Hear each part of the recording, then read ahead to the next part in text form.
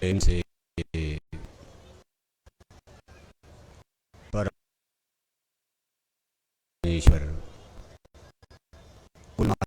महाप्रभु के पावन नाम को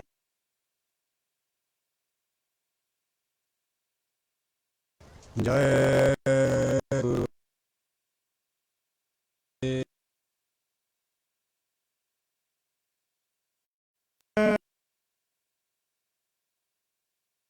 गुरुदेव।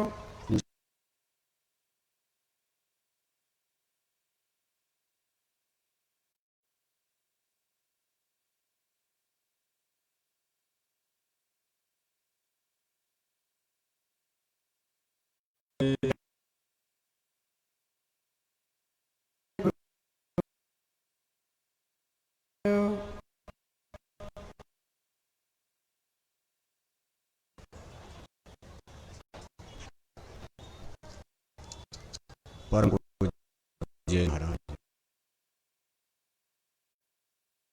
प्रमुख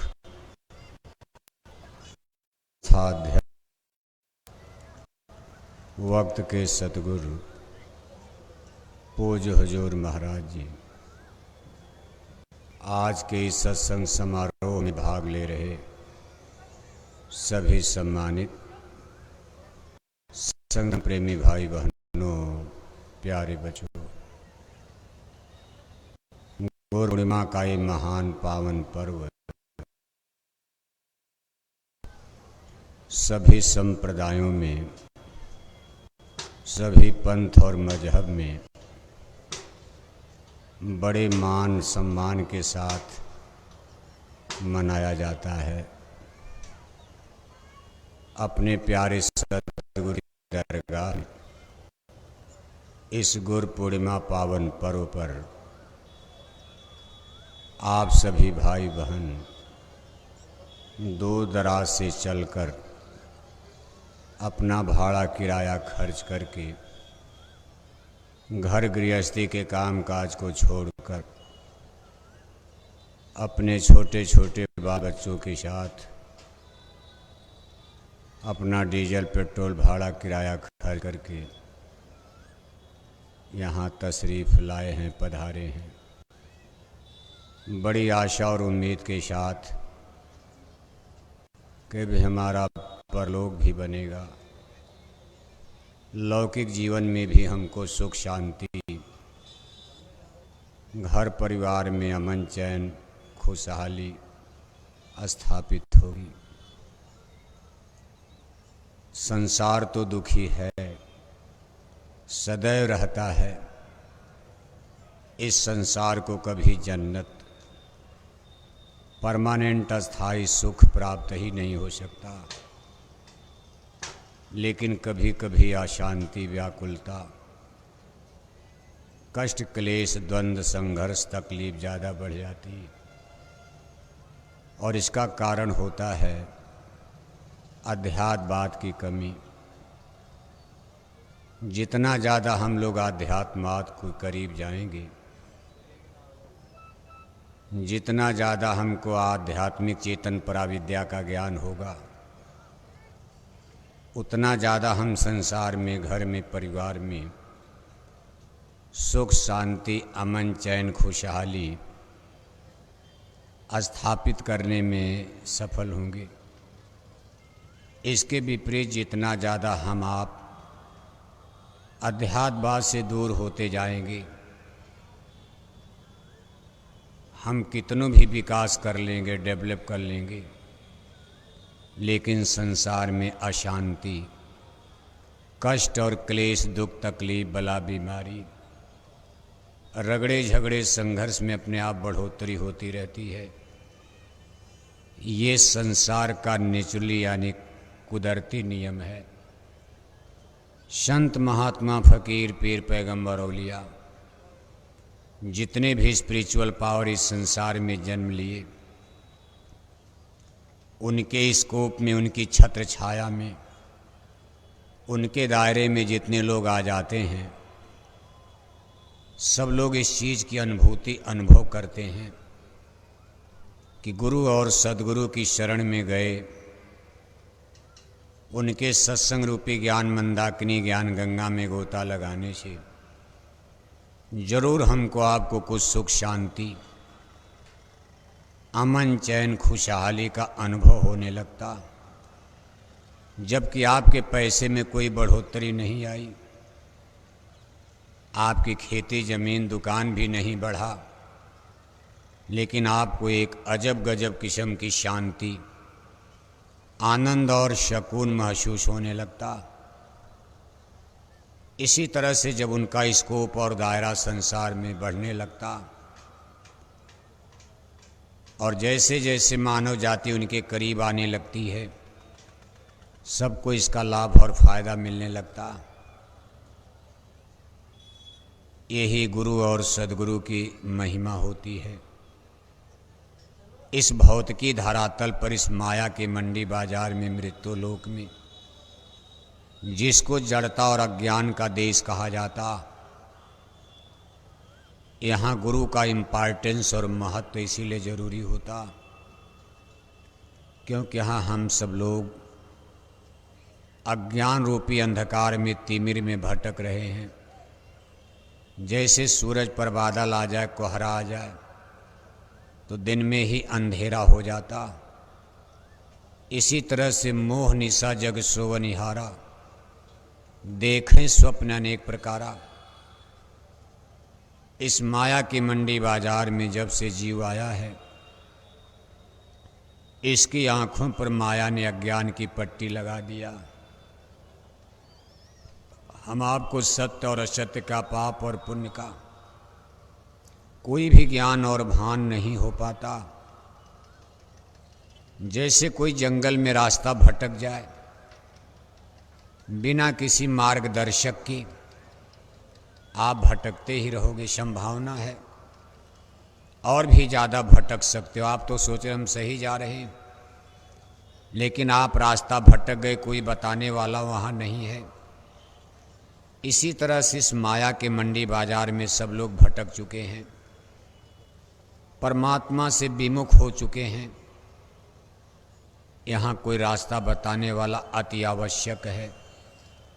इसीलिए इस मृत्यु लोक में गुरुमत का सिद्धांत, जिसको गुरु परंपरा कहा जाता, मास्टर टीचर ट्यूटर, चाहे भौतिक ज्ञान हो यानी इंटेलेक्चुअल, चाहे आध्यात्मिक ज्ञान हो स्पिरिचुअल, दोनों तरफ हमको आपको किसी टीचर ट्यूटर मास्टर की आवश्यकता है। अध्यात्म बात इसमें और जोर देकर कहता है कि सतगुरु बिना न कोई बाँचे, नाम बिना 84 नाचे। कोई प्रश्न ही नहीं है कि कोई जीव गुरु और सद्गुरु के बिना इस माया के घेरे से, बंधन से निकल जाए। किसी का जन्म मरण छूट जाए, इट इज इम्पॉसिबल, असंभव है, जब तक आप किसी गुरु और सद्गुरु की खोज नहीं करोगे। ऊपर आप चलोगे, नियम वहाँ का अलग है, वहाँ कोई गुरु और वहाँ सत्संग, वहाँ मास्टर की कोई आवश्यकता नहीं है। ना गुरु ना चेला, बस सब में बोला एक अकेला आत्मा और परमात्मा। वहाँ का व्यवहार, वहाँ की रीति नियम कानून ऊपर अलग है, चेतन रचना में वहाँ केवल आत्मा और परमात्मा, सूरत और स्वामी हैं। लेकिन इस माया के देश में, भूल भुलैया में, एक बीच में गुरु खड़े होते हैं। इसलिए यहाँ सीधे आत्मा परमात्मा का नियम नहीं बना हुआ। इसलिए लोग जो सीधे परमात्मा को खोजना चाहते, भ्रम में हैं, वो धोखे में हैं, कभी नहीं प्राप्त कर पाओगे। और अगर किसी जड़ वस्तु, जड़ साधन से खोजना चाहोगे, तब भी नहीं प्राप्त कर सकते हो। पेड़ पौधे, पानी और पत्थर से भगवान नहीं मिल सकता। पेड़ पौधे, पानी और पत्थर काखा गाघा ABCD नहीं पढ़ा सकते। किताबें भी जड़ हैं, किताबों में जो लिखा बिना मास्टर के कैसे समझोगे। इसीलिए गुरुमत का सिद्धांत यहाँ लागू हुआ।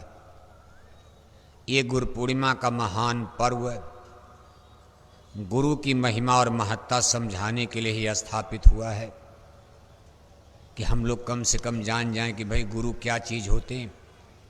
भगवान परमात्मा तो सबसे बड़ा है ही है, लेकिन वहाँ पहुँचोगे कैसे? कहा बिना किसी मार्गदर्शक के, रास्ता बताने वाले की। आप भटक चुके हो, सब लोग भूल गए हो अपने घर को, भगवान को। कोई न कोई बताने वाला, समझाने वाला मिलेगा। इसी परंपरा में, संसार में, सभी धर्म, मजहब, संप्रदाय में, पंथ में, हर जगह लोग गुरु पूर्णिमा के इस महान पर्व का सम्मान करते। हर जगह इस अवसर पर गुरु पूजा की जाती। गुरु पूजा का मतलब नहीं कि भगवान की पूजा नहीं है, गुरु भी भगवान की ही पूजा तो करवाएंगे, लेकिन आप करना नहीं जानते हो। गुरु के द्वारा सही चीज़ समझ में आएगी, भगवान कैसे मिलेंगे। इसलिए इस गुरु पूर्णिमा के पावन पर्व पर 8 जुलाई से 12 जुलाई तक अपने इस आश्रम की पावन पवित्र धरती पर, अच्छा है कि आप पहले दिन ही आ गए हो। और पहले ही दिन देखो करीब करीब इतनी भीड़, और अभी तो बहुत भीड़ आ रही है। कल शाम तक आप देखना, आप तो पहले दिन इतना आधा मैदान भर गया। अभी तमाम लोग देखो टहल रहे हैं। वैसे अब तो मौसम बढ़िया हो गया है। टेम्परेचर को, गर्मी को, धूप को देखते हुए कार्यक्रम 1 घंटा लेट शुरू किया गया आपके लिए, कि आपको, आपके बाल बच्चों को दिक्कत ना हो, क्योंकि 5 बजे बड़ा धूप और गर्मी रहती। इसलिए इसको 6 बजे से प्रारंभ किया जाएगा शाम को। केवल आपकी सुविधा के लिए 1 घंटा लेट किया गया, लेकिन जब तक कार्यक्रम चले बैठे रहना, एक घंटा बाद में समय देना। अगर अंधेरा हो जाएगा, देखो टावर बड़ी बड़ी देखो हेलोजन लाइट मैदान में लगा दी गई है, बिल्कुल यहाँ उजाला रहेगा, भी वो जल जाएंगी लाइटें। इसलिए जब तक सत्संग चले आप उठना मत। कम से कम ठंडा मौसम रहेगा तो आराम से सुनोगे, गर्मी में दिक्कत होती। 5 दिन लगातार आपको 2 घंटा सुबह, 2 घंटा शाम सत्संग सुनने को मिलेगा। 10 जुलाई पूनम का दिन है, पूर्णिमा का, जो पूजा की मुख्य तिथि तारीख है, यानी परसों प्रातः काल इसी मंच से वक्त के सदगुरु पूज हजहोज महाराज जी का आप दर्शन करोगे, उनके अमृत वचनों का श्रवण करोगे।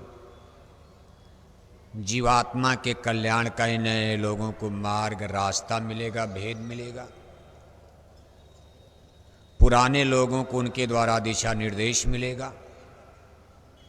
आपके लिए भी उनकी आवश्यकता। पुराने लोग ये मत समझ लेना कि हमको तो नामदान मिल गया, महाराज जी से क्या लेना देना। ना ना ना, पुराने सत्संगी भाई बहन भी पूज महाराज जी का अपमान, तिरस्कार नहीं का आपको करना, मानना, सम्मान देना। क्योंकि वक्त गुरु को खोज तेरे भले की कहूँ। एक मास्टर जाता है, दूसरा मास्टर कुर्सी पर बैठता है,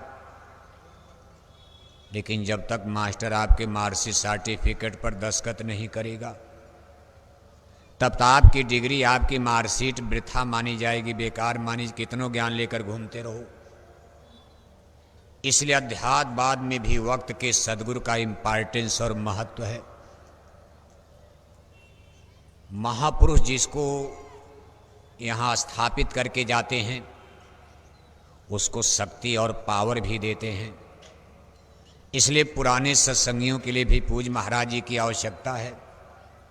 आपको नामदान तो नहीं लेना है, आपको तो नामदान गुरु महाराज ने दे दिया। स्कूल में इंट्री, एडमिशन, रजिस्ट्रेशन, आपका नाम तो लिख लिया गया, लेकिन आप सही पढ़ रहे हो कि नहीं पढ़ रहे हो? आपकी सेवा, भक्ति, भजन में क्या दुश्वारियां, कठिनाइयां आ रही? अब तो पूज्य महाराज जी ही आपको पढ़ाएंगे, समझाएंगे। इसलिए पुराने लोगों को भी इनका सम्मान करना चाहिए और गुरु की तरह सम्मान करना चाहिए। ये मत समझ करके हमारे गुरु भाई हैं, हमसे छोटे हैं, उम्र में यह है वो है। वक्त सदगुरु का बहुत बड़ा इम्पोर्टेंस होता, चाहे भौतिकवाद हो चाहे अध्यात्मवाद हो। तो 10 जुलाई को प्रातःकाल उनका दर्शन सत्संग आपको। नए लोगों को नामदान मिलेगा, पुराने लोगों को दिशा निर्देश मिलेगा कि किस रास्ते से चलोगे आपका भजन बनेगा, परमार्थ बनेगा। उसी दिन मंदिर के देव साथ दया दुआ बरकत की प्रसाद भी बटेगी, मिलेगी। ये 10 जुलाई को यानी परसों बड़ा शुभ दिन है। मंदिर के देवता से दया दुआ बरकत की प्रसाद भी बटेगी, मिलेगी। इन सारी चीज़ों का लाभ फायदा जागरूक होकर होशो हवास में आलस और निद्रा का त्याग करके आप पूरा पूरा फायदा उठाना। यहाँ आकर भी खाते पीते सोते आलस नींद में समय गंवा दोगे, फिर घर में क्या कर पाओगे आप। ये तपस स्थली है, ये योग भूमि है, नाम योग साधना मंदिर यहाँ बना। यहाँ आकर योग नहीं कर पाओगे, तपस्या नहीं कर पाओगे, भजन सत्संग ध्यान नहीं कर पाओगे, तो फिर घर में आप क्या कर पाओगे। ये तो ट्रेनिंग सेंटर है, यह आपको 5 दिन ट्रेनिंग दी जाएगी, सुबह शाम बैठाया जाएगा ध्यान भजन में, कुछ सुनाया जाएगा, पढ़ाया जाएगा, समझाया जाएगा। आप जो शिकायतें करते हो कि हमारा भजन नहीं बनता, उसके गुर, उसके मंत्र, उसके उपाय आपको समझाए जाएंगे, बताए जाएंगे। लेकिन आप यहाँ हाजिर ही नहीं हो, जाके समोसा खा रहे हो आप। यहाँ सत्संग चल रहा तब तक जलेबी खाने चले गए, यहाँ सत्संग चल रहा तब तक टेंट राउटी में पंचायत शुरू कर दिया, झगड़ा करने लगे। तो आपको क्या लाभ फायदा। पढ़ना सीखो पहले। सत्संग महिमा है अति भारी, पर कोई जीव मिले अधिकारी। तो आप पूरा पूरा और जहाँ समय मिले थोड़ा सेवा भी। दिन में पूरा समय आपका खाली रहेगा, थोड़ी जी कहीं भी सेवा मिल जाए, नहीं कुछ है तो झाड़ू ही लगाना। भंडारे में चले गए, थोड़ा आटा गूंद दिया, रोटी बनवा दिया, या जहाँ भी आप देखो कुछ न कुछ तन की सेवा। आपके हाथों से बहुत पाप हुआ है, शरीर से बहुत पाप हुआ है, कुछ पसीना बहाओ गुरु दरबार में। तन की सेवा से तमाम बीमारियां, आग और पाप ये भी दूर होंगे। तो इन सारी चीज़ों को जानते समझते 5 दिन का समय आपको अनुशासित रूप से कम से कम इतनी प्रतिज्ञा कर लो, 5 दिन जुबान नहीं खोलें, किसी की निंदा नहीं करेंगे, चाहे सत्संगी चाहे गैर सत्संगी। 5 दिन का व्रत करो आप, जबान का व्रत करो कि जबान से हम 5 दिन किसी की निंदे नहीं करेंगे, किसी की निंदा नहीं सुनेंगे, चुगली नहीं करेंगे। कुछ तो करो आप। यहाँ भी आकर वही रगड़ा झगड़ा, इनकी शिकायत उनकी शिकायत, पंचायतें करते रह जाओगे। मरने का समय आ गया, बस 2-4 साल में राम नाम सत्य होने वाले हो, जीवन इसी में बिता दोगे आप। भजन कब करोगे, आपका ठेका है। दुनिया तो चलती रहेगी, आप मर जाओगे तब भी संगत का कोई नुकसान। गुरु महाराज का काम है, ये काम नहीं इंसान का, ये काम है, आपका काम नहीं है। गुरु महाराज कहते थे बच्चा सब चले जाओ, मैं अपना काम पेड़ों की पत्ती से करवा दूंगा, मैं अपना काम लकड़ी से करा दूंगा, मैं अपना काम भूतों से करा दूंगा। तो काहे को ठेका लिए मर रहे हो आप। रगड़ा झगड़ा उधमबाजी क्यों करते हो। निंदा चुगली छोड़ तेरे भले की कहूँ, भजन कर मगन रहो मन में। जो हो सके सेवा कर लो, सत्संग कर लो, कुछ सीख लो, पढ़ लो, जान लो। सीखा पढ़ा कुछ नहीं, ज्ञानी बनकर घूम रहे हो, रगड़ा झगड़ा। हम लोग इस संसार जाल में कहाँ से आकर फंसे हैं। ये मामूली विज्ञान नहीं है। मृत्यु लोक में जो धरती माता खुद ही कल मिट जाएंगी, इस धरती को इस जगह को हम अपना मानकर क्यों चल रहे हैं। कितना बड़ा ज्ञान है, मूर्खता है। महाप्रलय में धरती भी मिट जाती है, सब मर जाए शब्द नहीं मरता। धरती मिट जाएगी, सूरज चंदा तारे मिट जाएंगी, हमारी धरती माता धुएं की तरह राख मिट्टी बनकर भाप बनकर के उड़ जाएंगी। फिर कहाँ दिल्ली रहेगा, कहाँ मथुरा रहेगा, कहाँ आपका गांव रहेगा, कहाँ आपकी कोठी हवेली रहेगी। इतनी नापायेदार जगह, अस्थिर जगह, टेम्परेरी जगह आपने डेरा डाल दिया।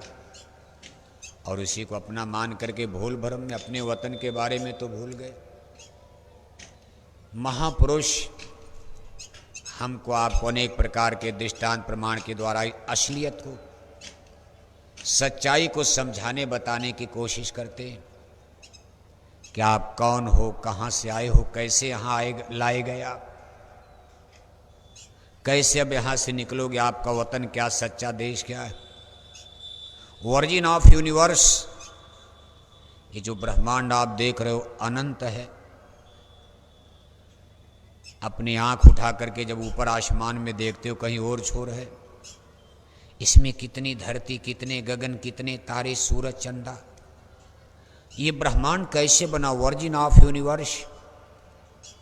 और ब्रह्मांड के कोने में ओरिजिन ऑफ हेथ, हमारी धरती माता का निर्माण कैसे हो गया। और धरती बनने के बाद ओरिजिन ऑफ लाइफ, इस पर प्राणियों की उत्पत्ति, हम लोग कैसे आ गए इस पर। अपना इतिहास नहीं जानोगे तो फिर आपका जीवन वृथा है। राजा रानी का इतिहास पढ़ते पढ़ते आप समय गंवाते हो। राजा रानी का इतिहास पढ़कर मुगलों का इतिहास, अंग्रेजों का इतिहास, इनका इतिहास, उनका इतिहास, और अपना इतिहास खुद ही नहीं पढ़ पाए। कहा एक राजा था, एक रानी, मर गए राजा, मर गए रानी, हो गई खत्म, सबकी कहानी मिट गई। पढ़कर क्या करोगे, आपकी मिटने जा रही है। अपना इतिहास जानो, आप यहां कैसे आ गए, आपकी उत्पत्ति कैसी हुई, कौन आपको यहां ले आया है और कैसे यहां काल जाल में फंसा दिया। इसके लिए महापुरुषों के वचन, हमारे जितने स्पिरिचुअल लिटरेचर्स, आध्यात्मिक ग्रंथ और पोथियां हैं, थोड़ा बहुत इसका जिक्र हिंदुओं के 4 वेद में भी, वेदों में भी आता, यानी वेदों में, वैदिक धर्म में भी थोड़ा बहुत जिक्र आता। लेकिन वेदों के सामने एक समस्या खड़ी है। वेद काल मत से आधारित धर्म ग्रंथ है, यानी जहाँ तक काल प्रभु का दायरा, वेद उसके आगे जा नहीं पाते। वेद कहता भाई अहम ब्रह्मास्मि, ब्रह्मेक द्वितीयो नास्ति। वेदों को कठिनाई क्या ऊपर का ज्ञान नहीं है, लेकिन वेदों ने जहाँ तक बताया सच बताया काल देश के बारे में। लेकिन कलयुग में जब संतों का आगमन हुआ है, साहब कबीर के ग्रंथ, बाबा गरीबदास, चरण सिंह जी महाराज और आगरे के राधा स्वामी जी महाराज, ये तमाम संतों के जो लिटरेचर्स हैं, वैसे गुरु महाराज ने तो कोई ग्रंथ नहीं लिखा है। गुरु महाराज के सत्संग ही, चूंकि मशीनों का जमाना आ गया, तो गुरु महाराज ने कहा भाई किताब लिखने क्या, हमारा सत्संग नोट कर लो। इसी सत्संग को कैसेट के द्वारा बना करके लोगों को किताब बन जाएगी। और सही है, 60 बरस गुरु महाराज ने सत्संग सुना, कितनी किताब बन गई उनके सत्संग की, बनती जा रही। इसमें कभी कभी खतरा भी रहता। अब गुरु महाराज का सन 60 का, सन 56 का, 54 का, 52 का, या मान लो गुरु महाराज का सन 60 का, 65 का सत्संग है, तब इस तरह से इंटरनेट, कंप्यूटर, मोबाइल का युग नहीं था। छोटी सी मशीन, टेप रिकॉर्डर, या कुछ लोग बैठ करके नोट करते थे। लिखने पढ़ने में गुरु महाराज बोल रहे, कुछ गलती हो जाती थी, टेप को पीछे करके फिर टेप को खोल करके नोट किया जाता था। फिर मशीनों में छापे खाने में छापा गया। मान लो लिखने पढ़ने में कुछ गलती हो गई तो गुरु महाराज की वाणी, आज हम लोग उसी को पढ़ेंगे जो किताबों में लिखा है। गुरु महाराज बोले कुछ और किताबों में कोई बात आ गई तो हम लोग लेकर के गलत चीज पकड़ सकते, संभावना है। किताबों का बहुत ज़्यादा भरोसा नहीं किया जा सकता। छापने छुपने, अब कौन रोज चेक करेगा बताओ। छापने में, छुपने में, लिखने में, पढ़ने में कोई गलती दोहा चौपाई में हो सकती। इसीलिए वक्त के मास्टर की जरूरत है। महाराज जी का सत्संग सुनना जरूरी है। इसमें आप सुनोगे, सीधी लाइन आपको मिलेगी कि आप कहीं गलती तो नहीं कर रहे हो। गुरु महाराज की वाणी को सोच करके सोते सही है, और आपने उसको पत्र पत्रिकाओं में पढ़ा है, अमर संदेश में पढ़ा है, स्वधर्म में पढ़ा है, शाकाहारी पत्रिका में पढ़ा है, या और भी तमाम किताबें, पत्रिका किताबें तो बहुत लोगों ने लिख दिया है। गुरु महाराज के बारे में इतनी किताबें लिख दी गई हैं कि तमाम सस्पेंस, सारी किताबें आपस में टक्कर मार रही हैं। किसी किताब में किसी ने कुछ लिख दिया, किसी किताब में कोई कुछ लिख दिया, कोई रोक टोक तो है नहीं, और कोई किसी को मना भी क्या करेगा। इसलिए किताबों का बहुत भरोसा मत किया करो, सीधे आकर के दरबार में सुनने समझने की कोशिश करो, सही चीज सीधी बात को पकड़ा करो आप। लेकिन जो कुछ भी गुरु महाराज का भाई अपने वचन वाणी में, किताब भले गुरु महाराज ने लिखी, लेकिन 60 बरस के सत्संग में उन्होंने बहुत कुछ समझा दिया, बता दिया। गुजरे जमाने, पिछले जमाने के महात्माओं की किताबें, उसमें अगर कुछ लोगों ने गलत टिप्पणी भी किया था तो गुरु महाराज उसको सही रूप में समझा। गुरु महाराज कभी कभी कहते थे, गोस्वामी महाराज की रामायण जो हिंदुओं की पवित्र पुस्तक आज है, एक ही किताब थी जब उन्होंने लिखा था। ये मुगल सम्राट अकबर के ज़माने में लिखी गई थी, काशी नगरी बनारस में। करीबन आज के 500 बरस पहले दिल्ली में मुगल सम्राट अकबर का राज है। उसी समय गोस्वामी महाराज ने रामायण की रचना काशी में, बनारस में, गंगा के तट पर किया। गुरु महाराज कहते थे हाथ से, हैंड राइटिंग। 500 बरस पहले मशीनें नहीं थी, इस तरह से स्याही कलम कागज नहीं था।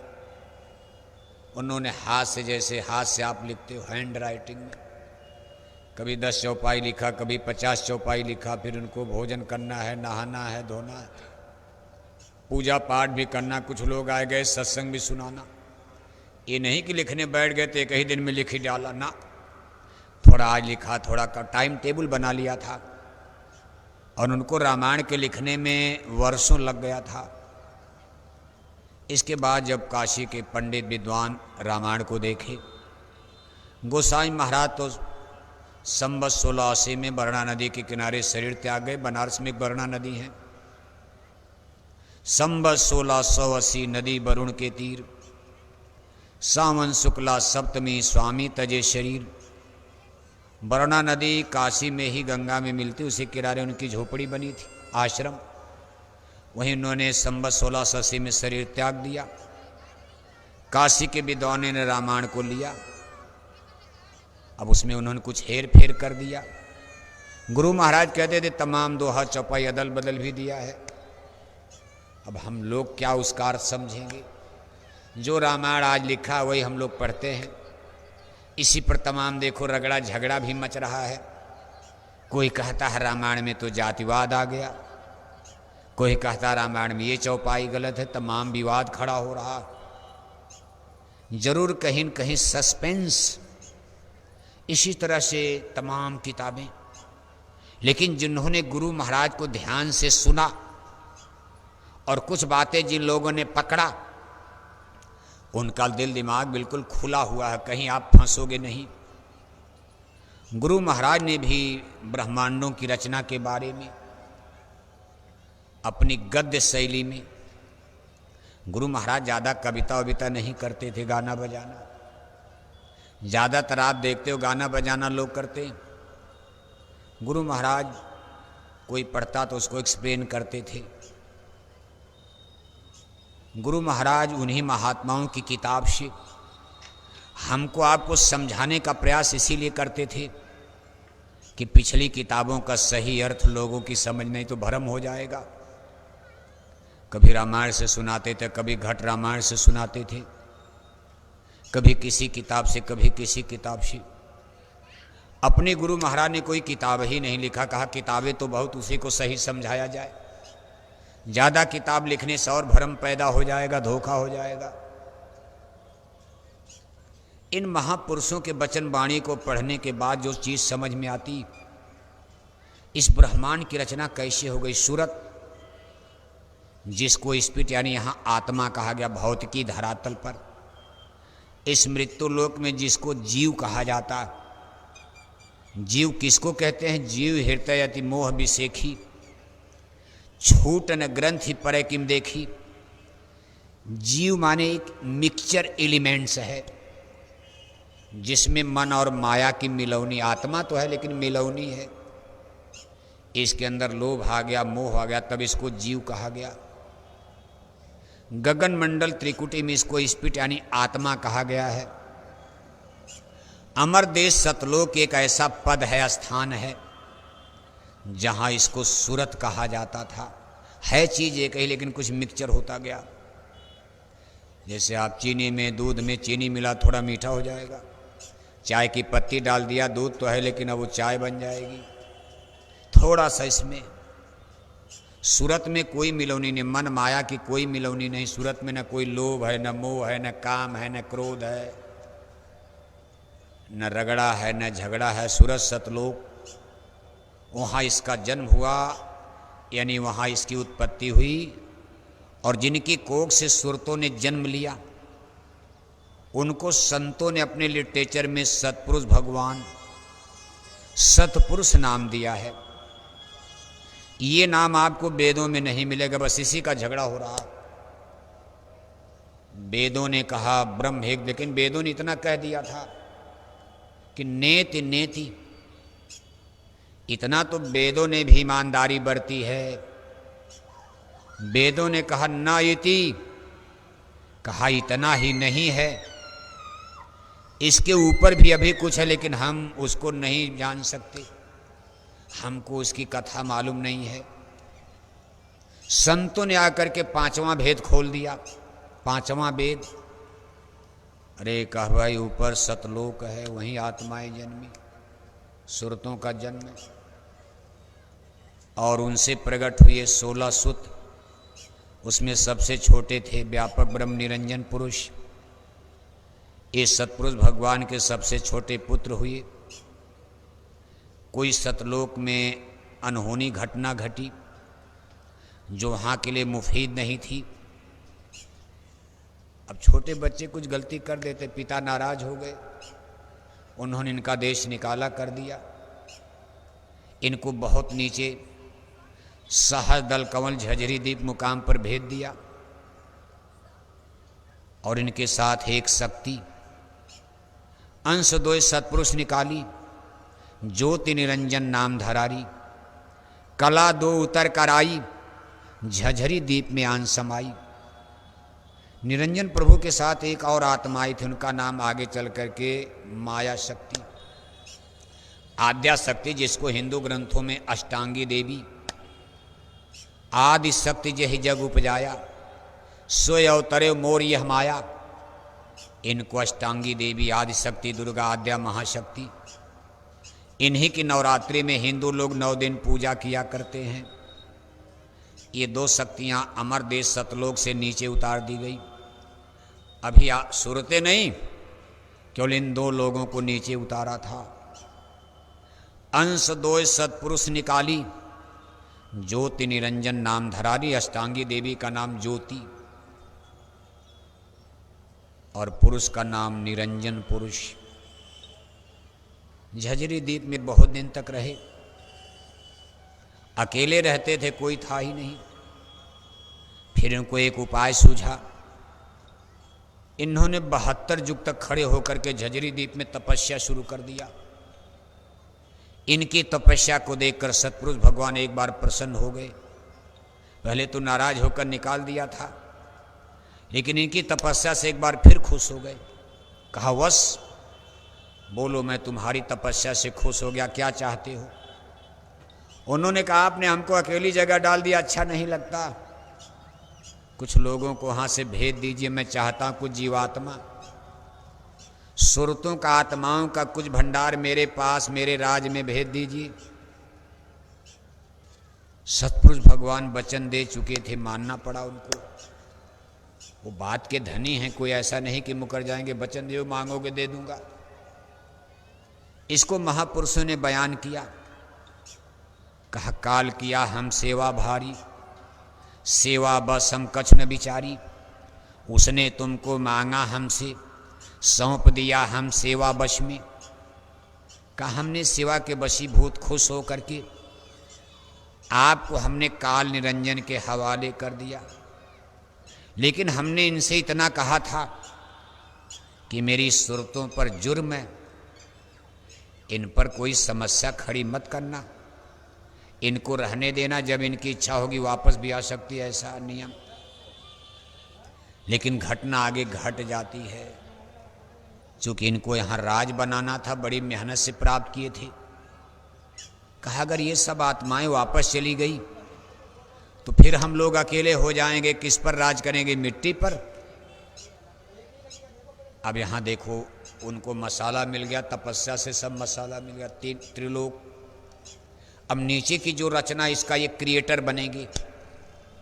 क्रिएटर माने करतार, रचनाकार। इन नीचे की रचना ये बनाएंगे। एक तो मृत्यु लोक, जिसको स्थूल सृष्टि, इसके ऊपर अंडी लोक, स्वर्ग, वैकुंठ, उसके ऊपर सहज धवल के नीचे ब्रह्मांड में विस्तार। इसलिए इनको त्रिलोकी नाथ भी नाम दिया गया है। जोगी लोग इनको नाम से गाते, भजो रे मन अलख निरंजन नाम। आप भी अपने माला पूजा सुमरन में निरंजन देव का नाम उच्चारित करते हो। लेकिन जोगी लोग इनको अंतिम पुरुष मान करके भजते हैं। कहा अलख हैं, इन्हीं को अलख मान लो, उसके आगे बेचारे जानते नहीं। आप तो इनको पहले मंजिल पर ही याद कर लेते, उसके ऊपर आपको कितना अमर देश सतलोक तक की लंबी यात्रा। लेकिन ये भेद तो संतों ने खोल करके बताया। लेकिन जोगियों जोगेश्वरों को ये नहीं मालूम है। बस अलख निरंजन को ही अपना अंतिम पद मान करके वहीं ठहर गए, और बेचारे इसी जन्म मरण में टक्कर मारते रहते, कोई पार नहीं जा पाया। ऐसा धोखा हो गया। अब ये रचना का विस्तार कैसे किए? यहाँ रहते रहते इन लोगों को बहुत दिन बीत गया, बहुत युग बीत गया। इसके बाद जब सतपुरुष भगवान प्रसन्न होकर सुरतों का भंडार दे दिए, ये सब सुरतें अमर देश से चल करके सहजदल झंझरी द्वीप में इन्होंने अपना डेरा बनाया। चूँकि इन्होंने मांगा था, इनके हवाले हो गई, और सारी सूरतें इन्होंने यहाँ रोका। बहुत दिन बीतने के बाद इन्होंने अपनी अष्टांगी देवी को आवाज़ दिया, तो भाई अब तो रचना का विस्तार किया जाए, इनको रोकने के लिए भाग जाएंगे लोग। बहुत दिन तक इनको, क्योंकि सतलोग देख रहे हैं, उस समय आँख खुली थी, कान खुला था, आप कहाँ से आए हो, कैसे आए, सब दिखाई दे रहा था। तो कोई महल छोड़कर झोपड़ी में कब दिन रहेगा बताओ आप? आपका बढ़िया एसी कमरा है, अब आपको कोई कोठी हवेली कितनों सुंदर, उसमें एसी लगी ही नहीं, गर्मी में रहोगे आप? इसी तरह अमर देश सतलोक दिखाई दे रहा था। आत्माएं कह भाई चलो यहाँ से, ये ठीक नहीं। बहुत सुंदर रचना इन्होंने बनाया था, झंझरी द्वीप, लेकिन ये सतलोक के सामने कुछ नहीं था। इसलिए इन्होंने अष्टांगी देवी को बुलाया, कहा ब्रह्म निरंजन टेर लगाई, आदि शक्ति को वचन सुनाई। अष्टांगी देवी आद्या महाशक्ति को बुलाकर इन्होंने वचन सुनाया। कहा राजपुरुष ने हमको दीना, तब कर जीव खेप हम लीना। कहा हमको सतपुरुष पुरुष भगवान ने राज दे दिया है, अब हम राजकुमार से राजा बनेंगे। जैसे राजाओं के घर बच्चे पैदा हुए, जब तक पिता जिंदा हैं राजकुमार कहे जाते, पिता मर गए, राजा मर गए, वही गद्दी पर बैठेंगे तब राजा होंगे। अभी तक तो ये राजकुमार थे। कभी अब हमको गद्दी मिलने वाली, हम यहाँ 3 लोग के राजा कहे जाएंगे, हमारा राजा की डिग्री होगी। अब हमको पुरुष ने यानी पिता ने राज दे दिया है। और तपकर जीव खेप हम लीना, खेप माने भंडार। जैसे आप कहते भाई पहली खेप जा रही, दूसरी खेप जा रही, सुरतों का केवल एक खेप, यहाँ कई खेप में नहीं, बस एक ही बार में जो दे दिया सो दे दिया, पहली खेप अंतिम खेप। कहा हमको जीवों का सुरतों का भंडार भी दे दिया है। अष्टांगी देवी ने कहा स्वामी हुक्म क्या है? तो काल निरंजन प्रभु ने कहा कि भाई अब तुम रचना रचो, करो विस्तारा। अब आप रचना का विस्तार करो। 3 पुत्र दें साथ तुम्हारा। अष्टांगी देवी ने कहा, स्वामी कला तो हमको आती है, कला माने आर्ट, लेकिन अब मान लो कि कोई मिस्त्री है, राजगीर कारीगर है, बढ़िया घर मकान बनाना जानता, लेकिन मटेरियल तत्व ही सामान ही नहीं है। गिट्टी है, बालू है, सींक है, सीमेंट है, लोहा है, नहीं है, तो कागज पर तो कोठी बनेगी नहीं। अष्टांगी देवी कहते हैं कि स्वामी कला तो हमारे पास है, हम रचना तो कर सकते, आर्टिस्ट कला, लेकिन हमारे पास मसाला नहीं, मसाला कहाँ मिलेगा। तब निरंजन प्रभु ने कहा, भाई मसाला हमको पिता ने दे दिया, हमारे पास स्टोर है, हमारे झजरी द्वीप में सब मसाला भरा पड़ा, ले जाओ, ये मसाला हम आपको हैंड ओवर कर रहे, हम आपको सब मसाला देंगे, आप रचना करो। इसी अष्टांगी देवी ने अपने 3 पुत्रों को, अब ये 3 पुत्र पैदा करेंगे, देखो इसी पुरुष के संयोग से, सहयोग से,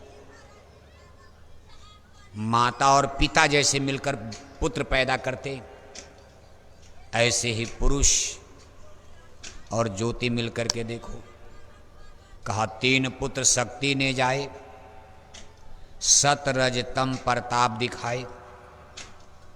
इन्होंने 3 पुत्रों को अपने महल में जन्म दिया।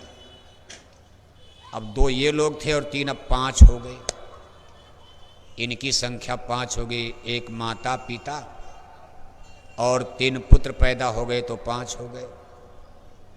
3 पुत्र शक्ति ने जाए, सत रज तम प्रताप दिखाए।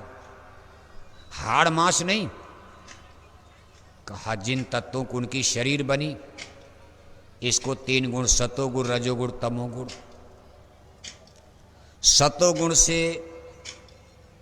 भगवान विष्णु, रजोगुण से ब्रह्मा और तमोगुण से भगवान शिव। जब इन्होंने 3 पुत्रों को जन्म दे दिया, ये पुत्र उनके महल में पाले पोसे गए। जब ये कुछ बड़े हुए तो इन्होंने पूछा, माँ आप तो हमारी माँ हो, लेकिन पिता हमारा कौन है। स्वाभाविक है प्रश्न उठेगा। कहा पूछा भेद पिता नहीं पाया, माया ने उन ज्ञान सुनाया। अब देखो अष्टांगी देवी पुत्रों को बहला रही, जैसे खिलौना मिठाई देकर। आप अपने बच्चों को भुलवाते हो, बहलाते हो। कहा पूछा भेद पिता नहीं पाया, माया ने उन ज्ञान सुनाया। तब कर पिता भेद तुम पाओ, माया ने उन हुक्म सुनायो। कहा पुत्र पिता का भेद जानने के लिए आप लोगों को तपस्या करनी पड़ेगी। तपस्या, 3 गुणों पर ये पैदा हुए, 3 गुणों की धार पर इनको जन्म मिला। तत्व है, एलिमेंट्स है तत्व, सतोगुण, रजोगुण, तमोगुण। कहा कहाँ जाएं तपस्या करने का, सागर के किनारे। ये सागर नहीं मृत्युलोक का हिंद महासागर, ना ना, यहाँ की बात नहीं हो रही। इनका जन्म तो अंडीलोक में हो रहा, माया के महल में हो रहा। माया का महल कोई मृत्युलोक बंबई, दिल्ली, अमेरिका में नहीं है। कहा तब करने गए सागर तीरा, लाए समाधि रहे लौलीना।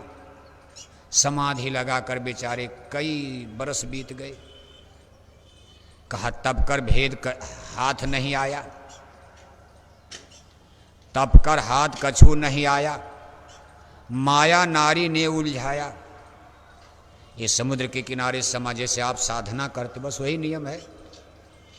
यानी दिव्य दृष्टि खोल करके पिता का भेद पाओगे। जब दिव्य दृष्टि खुलेगी, कान खुलेगा, आँख खुलेगी, तब देख पाओगे। देखो उनका भी बंद कर दिया। आप स्वर्ग वैकुंठ की बात करते हो, आज 3 पुत्रों का भी बंद है आँख और कान। ऊपर का ना कुछ सुनाई दे रहा, न दिखाई दे रहा।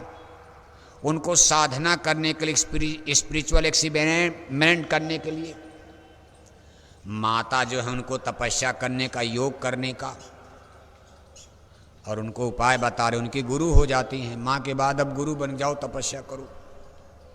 सागर के किनारे ये लोग बैठ करके तपस्या कर रहे थे, लेकिन खेल विचित्र हो गया। उस सागर से सुंदर सुंदर औरतें पैदा हो गई। तप करने गए सागर तीरा, लाए समाधि रहे लौलीना। तप कर हाथ कछू नहीं आया, कुछ मिला नहीं, और माया नारी ने उलझाया। अब आकर के इनके समाधि को भंग करती हैं। अरे भाई क्या चाहते हो? जब आँख खोला तो सुंदर सुंदर देवियाँ खड़ी हैं। अरे कभी यहाँ तो कुछ नहीं था, आप लोग कहाँ से आ गए? अरे कभी हम लोग इसी समुंदर से निकले। और इसको देखो वहाँ छिपा करके रखा गया था। खेल विचित्र है। ये लोग ले करके माता के पास आए, पूजा उजा खत्म। माता ने देखा, कहा बहुत बहुत अच्छा हो गया, ठीक है छोड़ो तपस्या पर, चलो आप लोगों का हम घर मकान बनवा दे रहे हैं। इनका देश अलग कर देना, रचना अनुपम राजपद देना। कहा तपस्या छोड़ो, राजा बन जाओ, अब आप भी राजा बन जाओ।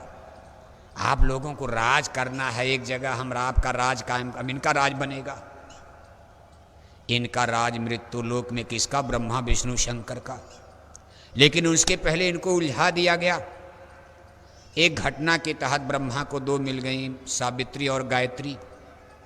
विष्णु को केवल एक नारी देवी लक्ष्मी, और भगवान शिव को केवल सिंगल देवी पार्वती। लेकिन एक घटनाक्रम घटता है कि भगवान ब्रह्मा को दो नारी सावित्री और गायत्री हो गई। इसमें भी विचित्र कहानी है। जब इनका देश बन गया, किला महल रचना अनुपम राजपद दीन्हा। माता के पास तो मसाला था, सुंदर सुंदर इनका महल बन गया, किले जागीर बन गई, इनका अंडी लोग स्वर्ग वैकुंठ। ये सब लोग वहाँ आराम से रहने लगे। जीव गए अब इनके देशा, गुण प्रताप भिन्न कर लेखा। अब इनको राजा बनाने की प्रक्रिया में जो निरंजन प्रभु के पास आत्माएं थी, इसको उन्होंने अलग अलग डिवीजन डिवाइड कर दिया, बांट दिया। कुछ ब्रह्मा के देश में भेज दिया, कुछ विष्णु के देश में भेज दिया, कुछ भगवान शिव और शंकर के देश में भेज दिया। चूंकि इन लोगों के यहाँ गुण का प्रभाव था, सतोगुण में जो आत्माएं गई सतोगुण के रंग में रंग गई। रजोगुण के देश में यानी भगवान ब्रह्मा के देश में जो आत्माएं गई वो रजोगुण में रंग गई, और भगवान शिव के देश में तमोगुण के मंडल में जो आत्माएं गई उन पर तमोगुण छा गया। इसको आप इस तरह समझ सकते हो, जैसे आपके कमरे में जिसमें आप सोते हो, उसमें आपने देवी देवताओं का या तमाम गुरु महाराज की तमाम फोटो लगा करके, और रात में गुरु महाराज का सत्संग सुनकर सोते हो आप, तो गुरु महाराज का रात में दर्शन मिलेगा, गुरु महाराज की आपको वाणी मिलेगी, सपना वही आएगा। लेकिन मान लो कोई आदमी अपने घर में फिल्म के हीरो हीरोइन का, तमाम हीरोइन का फोटो टांग दिया पूरी कोठरी में, और रात में फिल्मी गाना नाच गाना सुन करके सो रहा है। अब रात में उसको हीरो हीरोइन की फोटो, भगवान देवी देवता की फोटो आए, गुरु की आएगी। इसी तरह से वायुमंडल का बहुत बड़ा प्रभाव पड़ता। ये देखो खेल विचित्र बन रहा है। आत्माओं का डिवीजन कर दिया गया, डिस्ट्रीब्यूशन का। इसको भगवान के ने गीता में कहा है कि हे अर्जुन, गुण और कर्म के अनुसार मैंने 4 वर्ण बना दिया है। आज आप वर्ण का झगड़ा इस समय भारत में बहुत तेजी से, विदेशों में तो खैर डिवीजन तो विदेशों में भी है। साम्यवादी देश रूस, जिसको कम्युनिज्म जहाँ है वहाँ भी डिवीजन बन जाता, किसी न किसी रूप में बंटवारा हो जाता। सबको अमीर नहीं बनाया जा सकता, सबको इंजीनियर कलेक्टर। यहाँ भौतिक धरातल पर कैसे बनोगे? लंगड़ा भी रहेगा, अंधा रहेगा, बहरा रहेगा, कोई सरकार आंख देगी? अपना दुख सुख कर्म, और इसको कहते हैं कर्म कॉन्स्टिट्यूशन। हमने बुरे पाप कर्म किए तो मुख्यमंत्री प्रधानमंत्री क्या करेंगे? आप जन्म के सूरदास पैदा हो गए तो कितनों पैसा दे, आंख तो मिलेगी नहीं। अब हे अर्जुन, मैंने कर्म और गुण के अनुसार 4 वर्ण बना दिया है। ये तो बात का बंटवारा, लेकिन देखो ऊपर से कैसे हो रहा। यानी आत्माएं 3 भागों में डिवाइड हो गई। यानी गुण प्रताप, इनके देश में जाकर के आत्माएं अलग अलग इनके अंदर गुण आ गए, यानी गुणों की छाया। ये हल्का पर्दा था सतोगुण रजोगुण तमोगुण का, इतनी गंदगी इतना विकार नहीं था, ज्ञान नहीं था। जैसे मामूली आंख पर पर्दा है लेकिन झलकता कुछ तो दिखाई देता। जीव गए जब इनके देशा, गुण प्रताप भिन्न कर लेखा। फिर जब मानुष देह बनाई, इसके बाद हुक्म होता भाई आप मनुष्य शरीर की रचना करो। सबसे पहले संसार में मानव जाति की रचना होती। वैसे साइंस और विज्ञान का मानना थोड़ा उनकी थियरी अलग है। वो कहते भाई समुद्र से 1 सेल वायरस, समुद्र में एक वायरस, एक कोशिका का एक कीड़ा, उसी से फिर जमने लगा तो मछली बन गई, मछली बाहर आई, बंदर बन गए, बंदर से बनमानुक बन गए, बनमानुक से आदमी बन गया। हमारे पूर्वज बंदर, मछली, ये सब विज्ञान। हमारे बच्चों को मेडिकल साइंस में जूलॉजी बॉटनी में जो थियरी पढ़ाई जाती, इसको विकासवाद की थियरी धीरे धीरे डेवलप हुआ। लेकिन अध्यात्मवाद जो कह रहा थोड़ा सा उल्टा है। अध्यात्म का ना ऊपर से हुआ है, नीचे से नहीं ऊपर से हो गया। और सबसे पहले मानव शरीर की रचना हुई है। फिर जब मानुष देह बनाई, इनमें जीवन को बैठाई। गुण प्रभाव जीव भय मंदा, तम प्रभाव कर्म करें गंदा। इन गुणों का प्रभाव शरीर में दिखाई देने लगा। जब इनको मनुष्य शरीर में उतारा गया, अभी ते सूरत थी, आत्मा थी, हाड़ मांस का शरीर था ही नहीं। इस तन मन के पिजड़े में जब इनको बंद किया गया, इस शरीर में गुणों का प्रभाव आ गया। कुछ दिन तक तो ठीक ठाक चला, लेकिन आगे चल कर के लोगों के लक्षण अलग अलग नजर आने लगे। सतोगुण जिनके अंदर प्रभाव था, उनके अंदर वो लोग पूजा पाठ, धर्म कर्म, साधना उपासना, ज्ञान आचार प्राचार। लेकिन जिनके अंदर रजोगुण का प्रभाव था, उनके अंदर राज, बड़ा बनना।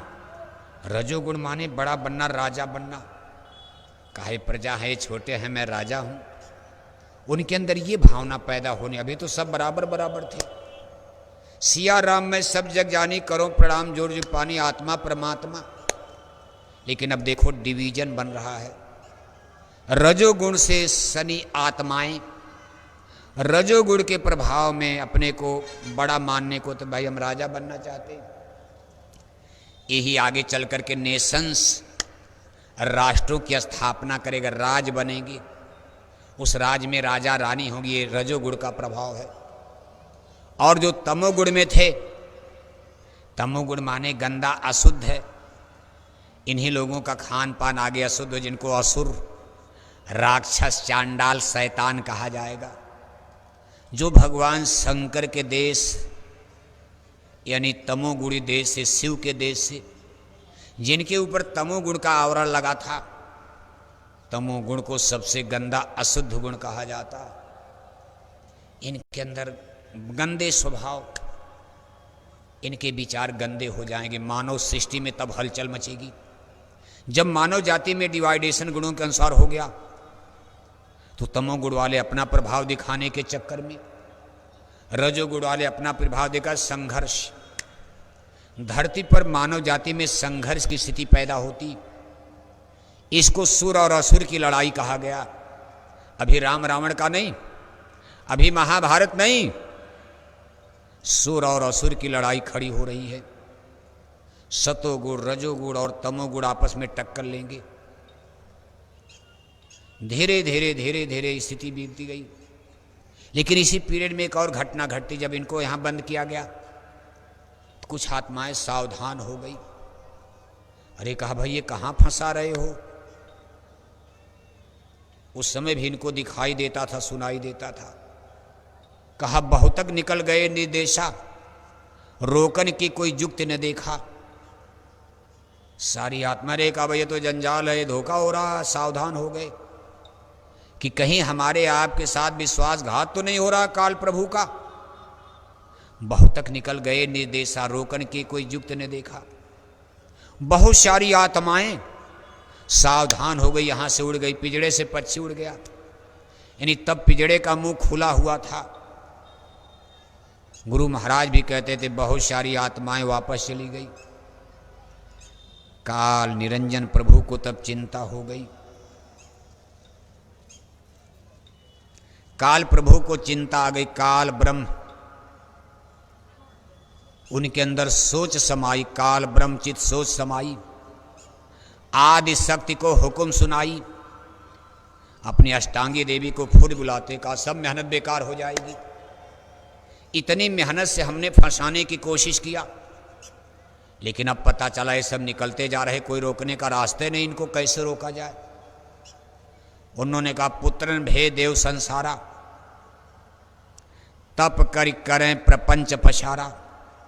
अपने पुत्रों को मनुष्यों के बीच में मृत्यु लोक में अवतार दे दो। ये धरती का प्रथम अवतार ब्रह्मा विष्णु शंकर, तीनों भाई धरती पर अवतार लेते हैं। तीनों भाई बहुत दिन तक तपस्या करते हैं। तपस्या करने के बाद एक सफलता इनको मिलती है। अध्यात्मवाद के इतिहास में एक नई घटना घटने जा रही है। यही हमारे आपके लिए सबसे बड़ा बंधन बनेगा। अब तक तो सब ठीक ठाक चल रहा था, निकलने के चांस बहुत थे, कोई पूजा पाठ भजन वजन नहीं, लेकिन अब ये घटना एक घटने जा रही है। कहा वेद मिले ब्रह्मा को आई, देख वेद ब्रह्मा हर्षाई। एक ज्ञान ऊपर से आवाज ब्रह्मा को सुनाई दे दी, दिखाई तो नहीं दिया, लेकिन आवाज आने लगी, ब्रह्मा का कान खुल गया। तीनों भाई जब तपस्या में लगे तो दो भाइयों को तो कोई सफलता नहीं मिली। भगवान विष्णु और शंकर तो ऐसे रह गए, लेकिन ब्रह्मा को एक सफलता मिल गई। ब्रह्मा का कान अंदर का खुल गया और ऊपर से आवाज आने लगी। कहा वेद मिले ब्रह्मा को आई, देख वेद ब्रह्मा हर्षाई। यानी इस मृत्यु लोक का सारा कॉन्स्टिट्यूशन, सारा कानून नियम, औरत का, मर्द का, परिवार का, समाज का, बेटा का, बेटी का, सास का, बहू का, राजा का, प्रजा का, गुरु का, मास्टर का, शिष्य का, चेला का, ये सब लिख करके उस वेद में ज्ञान के रूप में, पहले तो किताब थी नहीं, इतना उनका दिमाग वो तो याद हो जाता था। तब किताब उताब नहीं थी, बस जुबानी जुबानी ज्ञान तो आदमी के दिमाग में होता, किताब तो तब नहीं जब नहीं समझ में आ रहा। लेकिन अगर आपको कोई चीज़ याद है तो किताब दूसरे को पढ़ा सकते हो बिना किताब के। अब भगवान ब्रह्मा कोई मामूली आदमी तो है नहीं, उसमें किताब कैसे, वेदों का ज्ञान उनको मिल गया। फैमिली सिस्टम, परिवार कैसे बनाया जाएगा, सोशल सिस्टम, समाज की रचना कैसे होगी, पॉलिटिकल सिस्टम, राजा रानी की व्यवस्था कैसे करोगे, और फिर रिलीजियस सिस्टम, धर्म का अखाड़ा अलग अलग कैसे बनाया जाएगा। कहा ये सब कर्मों का, प्रपंच का पसारा करो। भगवान ब्रह्मा को ये ज्ञान मिला, उन्होंने स्कूल लगा दिया। इस धरती के पहले मास्टर भगवान ब्रह्मा को आदि गुरु कहा जाता। इस धरती पर उसके पहले कोई मास्टर और गुरुकुल था ही नहीं। पहला स्कूल भगवान ब्रह्मा ने खोला।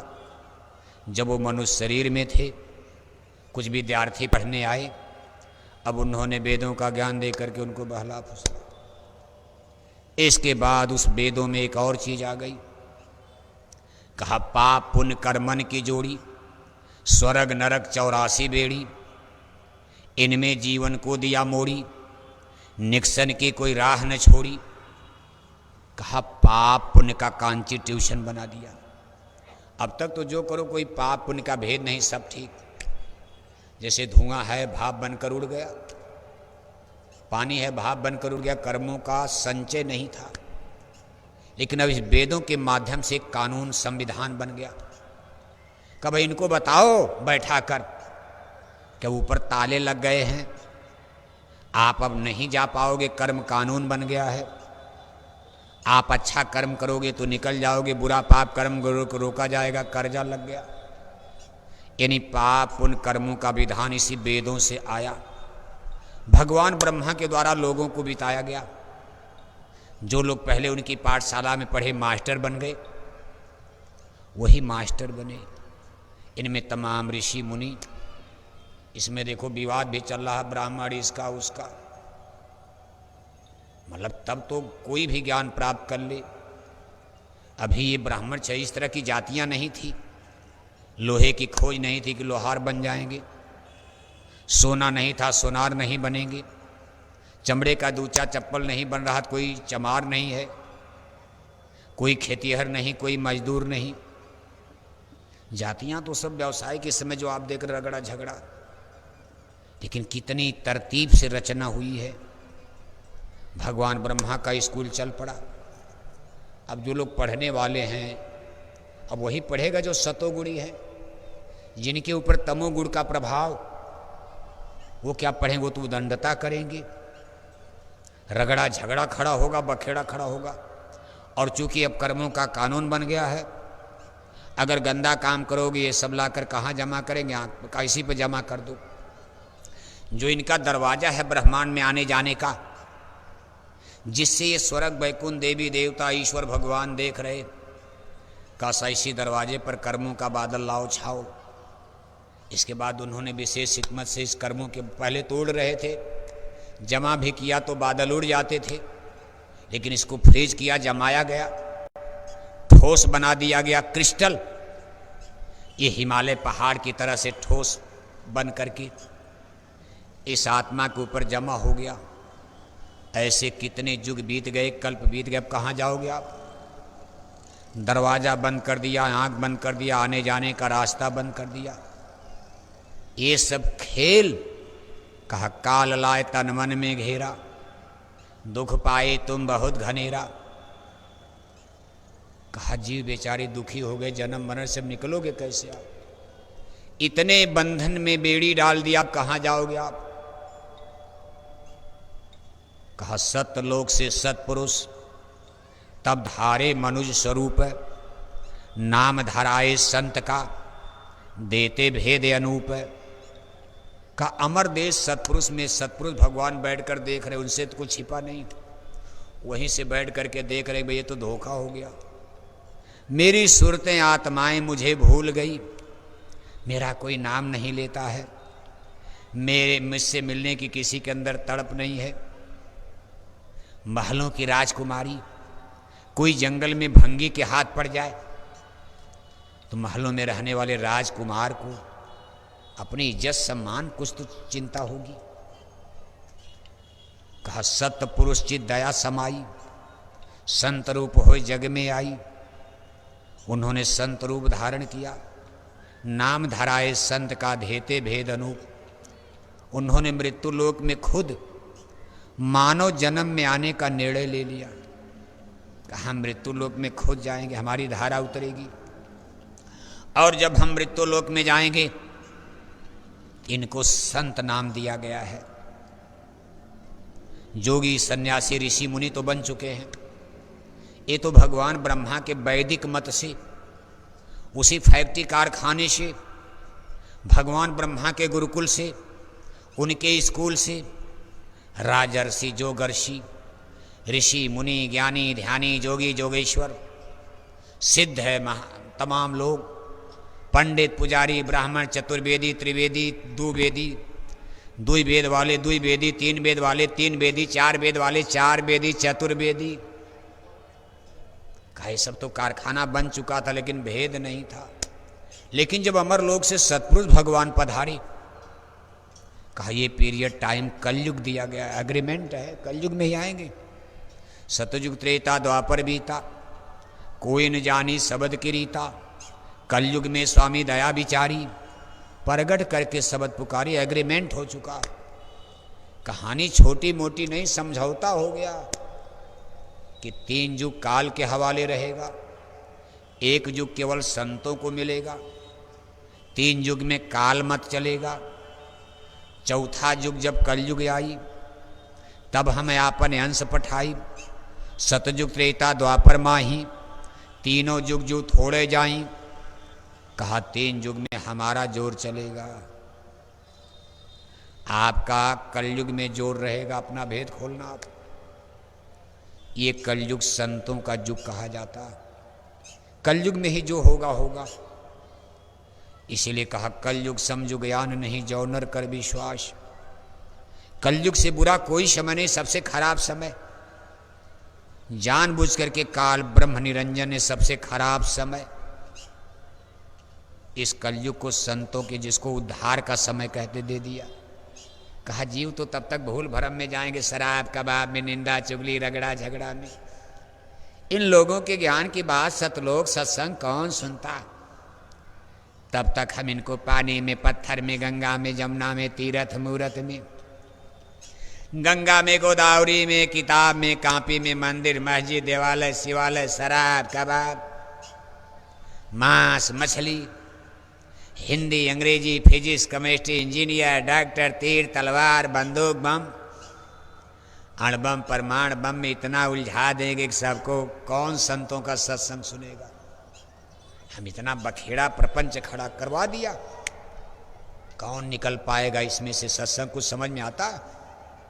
फिजिक्स केमिस्ट्री पढ़ने वाले, यूनिवर्सिटी कॉलेज में पढ़ने वाले हमारे बेटे और बेटियां, आज उनको ये चीज हो तो गप मानेंगे कि ये तो गप है, विज्ञान तो कुछ और कह रहा। हमारा साइंस, जिसने चंदा मामा पर जाने वाला जहाज बना दिया, सबके हाथ में इंटरनेट कंप्यूटर मोबाइल पकड़ा दिया, बढ़िया बढ़िया कार मोटर हवाई जहाज हेलीकॉप्टर दे दिया, हमारा सुंदर कोठी हवेली घर बनवा दिया विज्ञान ने, हमारे बढ़िया बढ़िया कपड़े बनने लगे, बढ़िया हमारे भोजन पानी बढ़िया मिलने लगे, 4-4 सब्जी, 4-4 चोखा, 4-4 चटनी, 4-4 अचार।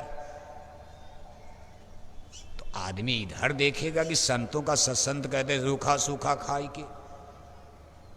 आदमी कहता खाओ पियो मौज उड़ाओ, थोड़ो सत्संग उत्संग क्या रखा है इसमें। सबकी रुझान देखो भोग की तरफ चली गई, और इस भोग में कितना बड़ा जहर माया ने छिपा रखा। भोग में ही रोग पैदा होता है, कष्ट क्लेश। ज़्यादा खाओगे बीमार हो जाओगे, शुगर के मरीज, गैस के मरीज, बवासीर के मरीज। भोग भोगते भोगते खाते खाते आपके बीपी हाई होने लगी, लो होने, अब डॉक्टर का चक्कर लगाओ। अब डॉक्टर कहता नमक छोड़ दो, चीनी छोड़ दो। आखिर साधु तो तब भी बनना पड़ेगा। अब बिना चीनी वाली चाय पी रहे हो, बिना चीनी वाली कॉफ़ी पी रहे हो, बिना नमक के आपको दाल और सब्जी खानी है क्योंकि बीपी हाई हो रही है, हार्ट के मरीज हो गए हो। संत महापुरुष कहते भोग क्यों भोगते हो? इतना ज़्यादा भोग में क्यों भोग रहे? फंस गए तुम। रोग लेकर के भोग आता है, इसमें सुख नहीं है, कष्ट मिलेगा। त्याग करो, योग करो, तपस्या करो। योग माने सूरत शब्द योग, कोई जोड़ो रे सूरत नाम से। अपनी सूरत को आत्मा से, अपनी सूरत को शब्द से जोड़ करके योग बने, प्लस इसका गठबंधन करो, माया का बंधन तोड़ो। ये आकर के संत सदगुरु समझाते। कहा आय सूरत को बहु समझावें, अमरपुरी का हाल सुनावें। कहते भाई हे सूरत, तुम्हारा देश तो अमरपुरी देश कहा जाता, उसको सतलोक कहते हैं। तुम अपने देश चलो, ये तो मर दृश्य है, ये मृत्यु लोक है, माया की झूठी बाजार है। मैं निज मार्टल, यहां कोई नहीं रह सकता। यहां जन्म के साथ मरण की व्यथा लगी है। जन्म मरण नहीं तुम्हारे देशा, काल कर्म नहीं कष्ट कलेशा। कहा तुम्हारे देश में जन्म मरण की बवाले नहीं है। कितनी बड़ी तुम्हारी समस्या वहां अपने आप खत्म हो जाएगी। तुम्हारे देश में न कोई जन्मता है न कोई मरता है। यहाँ बच्चा जन्मता है, आप खुश होते हो, लड्डू पूड़ी गांव में बांटते हो, आप खुशी में गाना गाते हो। तब तक बच्चा मर जाएगा, रोना पड़ेगा। ये समस्या तुम्हारे देश सतलोक में नहीं है। जन्म मरण नहीं तुम्हारे देशा। तुम्हारे देश में अब काल नहीं है। जिन्होंने इतना बितंडा मचाया, धोखा दिया, हमने इन काल शक्तियों को सतलोक से निकाल दिया, बखेड़ा नहीं करते। ये वहाँ बखेड़ा मचाते थे, हमने अलग कर दिया। इनका हमने देश निकाला कर दिया काल निरंजन, अब वहाँ कोई काल शक्ति है ही नहीं बखेड़ा करने वाली, बड़ा सुकून है, बड़ी शांति, न कोई रगड़ा न झगड़ा। वहाँ कर्म नहीं है, वहाँ पाप पुण्य का भेद नहीं है। जब कानून नहीं है पाप और पुण्य का, अच्छे बुरे का, इसलिए वहाँ नरक और 84 जन्म मरण नहीं बना। ये नहीं कि गाय बैल कुत्ता बिल्ला में डाला जाएगा, आपको नरकों में डाला जाएगा। वहाँ ये नियम नहीं, वहाँ कर्म है ही नहीं, वहाँ कोई बुरा पाप कर्म करता ही नहीं। इतने ज्ञानी हैं। ये सूरत उतना वहाँ ज्ञान में आ जाएगी, सारे गुण सतोगुण रजोगुण तमोगुण के पर्दे उतर जाएंगे। काल कर्म नहीं कष्ट कलेशा। जब काल नहीं, कर्म नहीं, नरक नहीं, 4 खान 84 वहाँ नहीं, तो आपके लिए वहाँ कोई कष्ट नहीं, कोई क्लेश नहीं, कोई दुख नहीं, कोई तकलीफ नहीं, वहाँ कोई बला बीमारी नहीं। इसलिए तुम्हारे देश सतलोक में कोई पीजीआई नहीं, कोई मेडिकल कॉलेज नहीं, कोई इंजीनियर डॉक्टर नहीं, वहाँ कोई अस्पताल और स्कूल नहीं, क्योंकि सब ज्ञानी हैं। जब सब ज्ञानी हैं तो मास्टर की क्या ज़रूरत। कोई बीमार नहीं होता है तो वहाँ डॉक्टर की क्या ज़रूरत। वहाँ कोई लैट्रिन बाथरूम नहीं करता है तो लैट्रिन बाथरूम की क्या ज़रूरत, जब टट्टी पेशाब नहीं होता। वहाँ शब्द का आहार होता, शब्द शब्द शब्द का आहार। यहाँ तो आप घर बनाओ, कितने सुंदर कोठी बनाओगे, इधर आपने किचन बना दिया, भोजन बन रहा, यहाँ भोजन करते एक दीवार बीच में डाल दिया, बगल में टट्टी करते हो आप। एक के दीवार के पर्दे इधर भोजन किया, एक ही दीवार के पर्दे के पीछे आके टट्टी करते, घर को गंदा करते हो। कहा हमारे देश सतलोक में महल तो हैं, लेकिन उन महलों में लैट्रिन बाथरूम की वहाँ कभी नहाने नहीं पड़ता। हीरा की तरह। हीरा भी क्या चीज़ है, सुरतों की शरीर चम चम चमक रही है, उनको स्नान नहीं करना। अगर स्नान करना तो शब्द का अमृत अपने आप वहाँ बरसात होती रहती।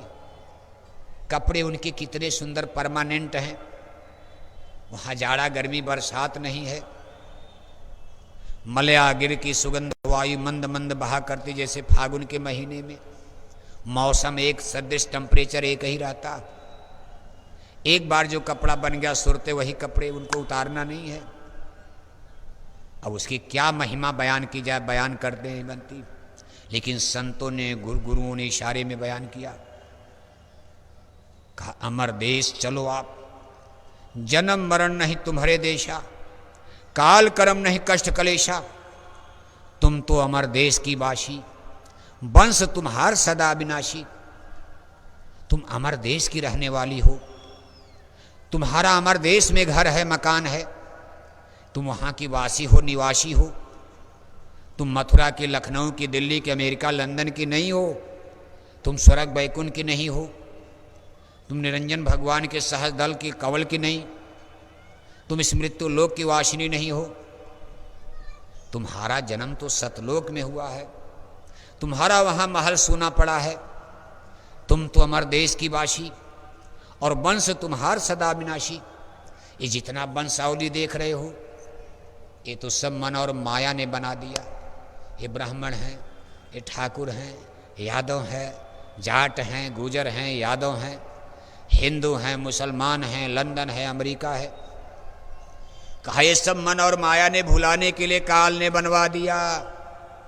वंश तुम्हार सदा अविनाशी, तुम्हारा वंश अजर और अमर है, उसमें कोई परिवर्तन नहीं। तुम सतनाम वंशी हो, सारी सूरतें एक ही वंश एक ही जाति की हैं। तुम जाते खुदा हो, सतनाम वंशी हो।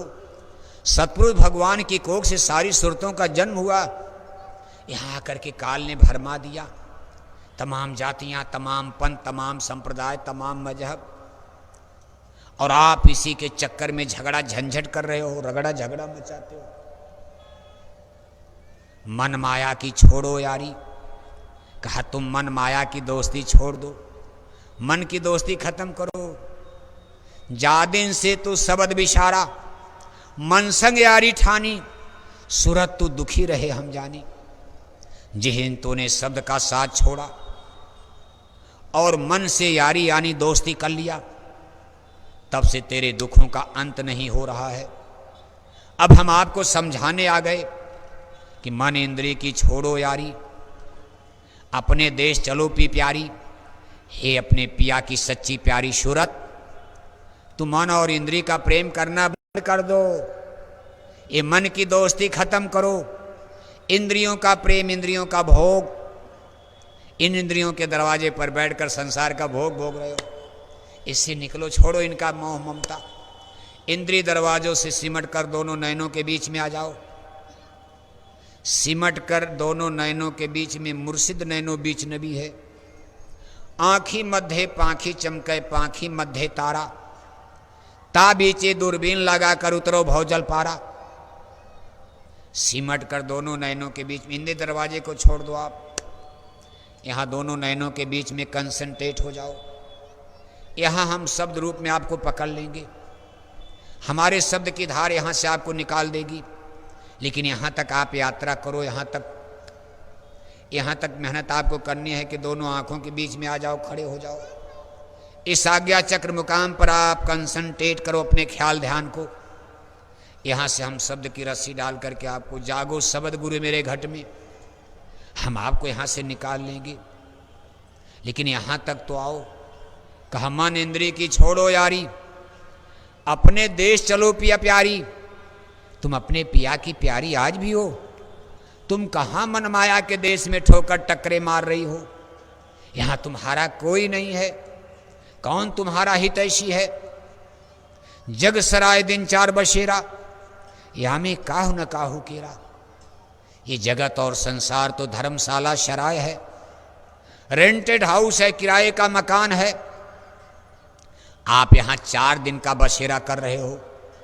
4 दिन का मतलब, वैसे हम आप अपनी उम्र कोई 90 बरस कोई 100 बरस जोड़कर चलते हो, लेकिन गुरु महाराज समझा रहे हैं कि केवल 4 दिन का आपका जीवन है। 4 दिन में आप यहाँ अहंकार करते घमंड करते फंस गए हो। 4 दिन का मतलब, एक दिन जिस दिन माया के गर्भ से जन्म लिया, टट्टी पेशाब का ज्ञान नहीं, माँ की गोद में टट्टी कर दिया, चारपाई बिस्तर पर टट्टी कर दिया, माँ किचन में रोटी पका रही वहाँ जाके बच्चे ने टट्टी पेशाब कर दिया। लेकिन माताएं नाराज नहीं होती, ये बच्चे की अबोध अवस्था है। अमर देश सतलोक की सूरज जो ज्ञानी है, आज काल प्रभु ने कैसी स्थिति में डाल दिया। देखो, टट्टी पेशाब का ज्ञान नहीं। ये जीवन का पहला दिन संतों ने बताया है, बाल्याकाल, शिशु काल यानी अज्ञान अवस्था। 2-4 साल के बाद जीवन का दूसरा दिन प्रारंभ होता, जब कुछ चेतना आ गई, जागरण आ गया, होश आ गया, टट्टी पेशाब का ज्ञान होने लगा बच्चे को। तब किताबों का बस्ता झोला पीठ पर लाद दिया और माता पिता ने स्कूल भेज दिया, जाओ हिंदी अंग्रेजी पढ़ो। 20-25 साल अब इसमें जाएगा। ये जिंदगी का दूसरा दिन, इसको बाल्याकाल, ब्रह्मचर्य काल कहा जाता। इसके बाद पढ़ाई लिखाई बंद हो गई, किसी को पकड़कर शादी करवा दिया, गृहस्थी में उलझ गए, जमीन जायदाद बनाना, रुपए पैसे कमाना रोटी के लिए, इसी में बच्चा बच्ची पैदा करना, फिर उनको खिलाना पिलाना जिलाना। ये जिंदगी का तीसरा दिन, इसको गोल्डन टाइम, ये जीवन का सबसे महत्वपूर्ण दिन, क्योंकि इसमें ऊर्जा, इस शरीर की ऊर्जा अपने चरम पर होती। जो चाहो आप, अच्छा है बुरा, भजन कर लो, भक्ति कर लो, चाहे धन कमा लो, प्रधानमंत्री बन जाओ। इसके बाद टूटे दांत केस भय उजले, जोती गई अखियां से वृद्धावस्था आ गई, बुढ़ापा आ गया। ये जिंदगी का चौथा दिन आ गया, गठिया हो गई, बात हो गया, चारपाई पर पड़े हैं। ये जिंदगी का चौथा दिन है। इसके बाद जीवन का 5वां दिन आता, जिसको मौत कहा जाता। अब 5वें दिन में तो मरना, बुढ़ापे के बाद तो मरना ही मरना। इसलिए महापुरुषों की परिभाषा अलग होती।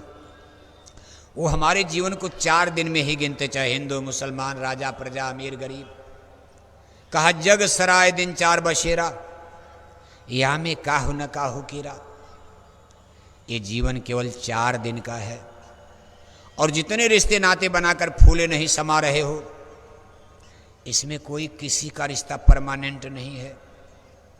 सब झूठा है, बवालबाजी है, आज है कल खत्म हो जाएगा। इस पर देखो एक गुरु महाराज दृष्टांत सुनाते थे। जंगल में पहाड़ी पर एक महात्मा जी का आश्रम बना हुआ था। गांव के नगरवासी, गांववासी वहाँ सुबह शाम सत्संग होता था। जो भी 10, 20, 50 सुनने पहुँचते थे गांव वाले। एक दिन महात्मा जी के सत्संग में एक नौजवान बच्चा पहुँच गया। महात्मा जी का उस दिन का प्रसंग यही था कि बच्चा, ये दुनिया झूठी, यहाँ कोई किसी का नहीं है, सब स्वार्थ का रिश्ता नाता है। ऐसा ये संसार है जैसा सेमर फूल, दिन 10 के व्यवहार में झूठे रंग न भूल।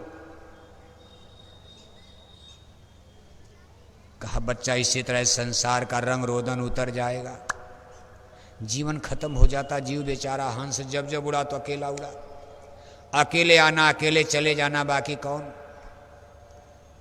एक नौजवान लड़का उठ करके खड़ा हो गया। अभी उसकी नई नई शादी हुई थी, एक छोटा बच्चा पैदा हुआ था। अब संतों महात्माओं का सत्संग इतनी जल्दी तो गले के नीचे उतरता नहीं।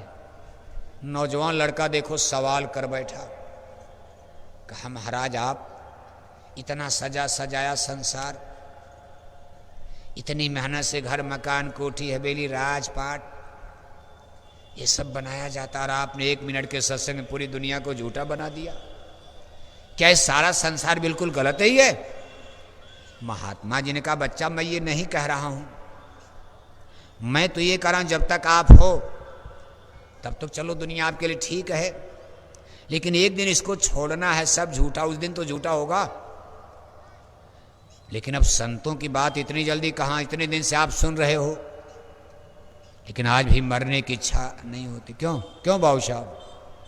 बाबू साहब कहाँ गए? सो गए कि जाग गए? कोई मरना चाहता है? बाबू साहब ने महाराज जी से कह दिया, महाराज जी मरने की इच्छा नहीं होती है। अभी कल ही जाके कह रहे थे। महाराज जी हंसने लगे, कहा आप ऐसे आदमी मिले, मरने की इच्छा नहीं? अरे मरना तो वही है, क्या किया जाएगा। इसी तरह कोई भी मरना ही, जबकि मरना है, लेकिन देखो कोई मरना नहीं चाहता। यही संसार की सबसे बड़ी त्रासदी धोखा है। इसी पर्दे को आपको उतारना है। मोह सकल व्याधिन कर मूला, संसार के मोह ममता की गिल्टी को गलाओ। अब देखो महात्मा जी समझाए जा रहे कि नौजवान लड़का, नई नई शादी ही, घर में बहू आई है, वहां सत्संग संग असर करे। कितनों गाना गाओ, छोड़कर संसार जब तू जाएगा, कोई साथी तेरा साथ निभाएगा, जिस दिन तेरी डोली उठाई जाएगी। कोई मानेगा इसको? अब लड़का कहा महाराज ना, तो महात्माओं के पास समझाने के बड़े बड़े तरीके होते। महात्मा जी ने उस बच्चे से कहा बच्चा ठीक, अच्छा तुम हमारी इच्छा है कि आप 1 हफ्ता 2 हफ्ता हमारे आश्रम में रुक जाओ। लड़के ने कहा ठीक है गुरुजी, जो आदेश। लड़का वहाँ रुक गया। महात्मा जी का सत्संग भी सुनता रहा, और महात्मा जी इसी बीच में उसको एक क्रिया, जिसको प्राणायाम क्रिया कहा जाता, इसको भी धार्मिक तंत्र में एक तरह की ये भी साधना है। अपने प्राण अपान वायु को अंदर में रोक करके अंदर में चढ़ा देना, श्वास क्रिया को रोक करके। अब इस जमाने में तो इसको कोई कर नहीं, पहले जमाने में लोग करते थे जब शरीर ठीक ठाक था। इसमें आपके पास तमाम बीमारी करोगे तो मरी जाओगे आप। आपका फेफड़ा गड़बड़ है, किडनी गड़बड़ है, किसी का हार्ट गड़बड़ है, किसी को शुगर है, किसी को भूखंदक, नहीं कर पाओगे आप। लेकिन गुजरे जमाने में लोग करते थे प्राणायाम क्रिया, अपने ख्याल ध्यान को श्वास के द्वारा अंदर में ले गया करके चढ़ाते थे इसको प्राणायाम। लड़के को खैर प्राणायाम क्रिया सिखा दिया, पारंगत हो गया। जब इस विद्या को सीख लिया तो महात्मा जी ने कहा बच्चा आप घर जाओ, छुट्टी है, लेकिन अपने घर में भी कल सुबह उठना, तो आप इस क्रिया को घर में भी करना, सोए सोए ही करना। लड़का अगले दिन उठा तो बस चारपाई पर लेटे ऐसे कर दिया, हाथ पैर उसका फैला हुआ था, बच्चे ने क्रिया किया, ध्यान अंदर में चढ़ गया। अब बाहर किसको याद ही नहीं है, सूरज निकल गया, दिन निकल गया। सब लोग कह रहे भाई ये तो सुबह उठने वाला बच्चा, सुबह उठकर कुछ पूजा पाठ धर्म कर्म करना। आज दिन निकल गया, 8 बज गया, अभी तक सो रहे, जाकर के लोग जगा रहे। तो देख रहे को तो मुर्दा हो गया, शरीर बिल्कुल सुन्न हो गया। जब ध्यान अंदर में चला जाता, ख्याल ध्यान, तो शरीर बिल्कुल सुन्न मुन्न, इसको सुन्न समाधि अवस्था कहते हैं। आपकी भी जब सूरज चढ़ेगी, ध्यान लगेगा तो शरीर सुन्न हो जाता।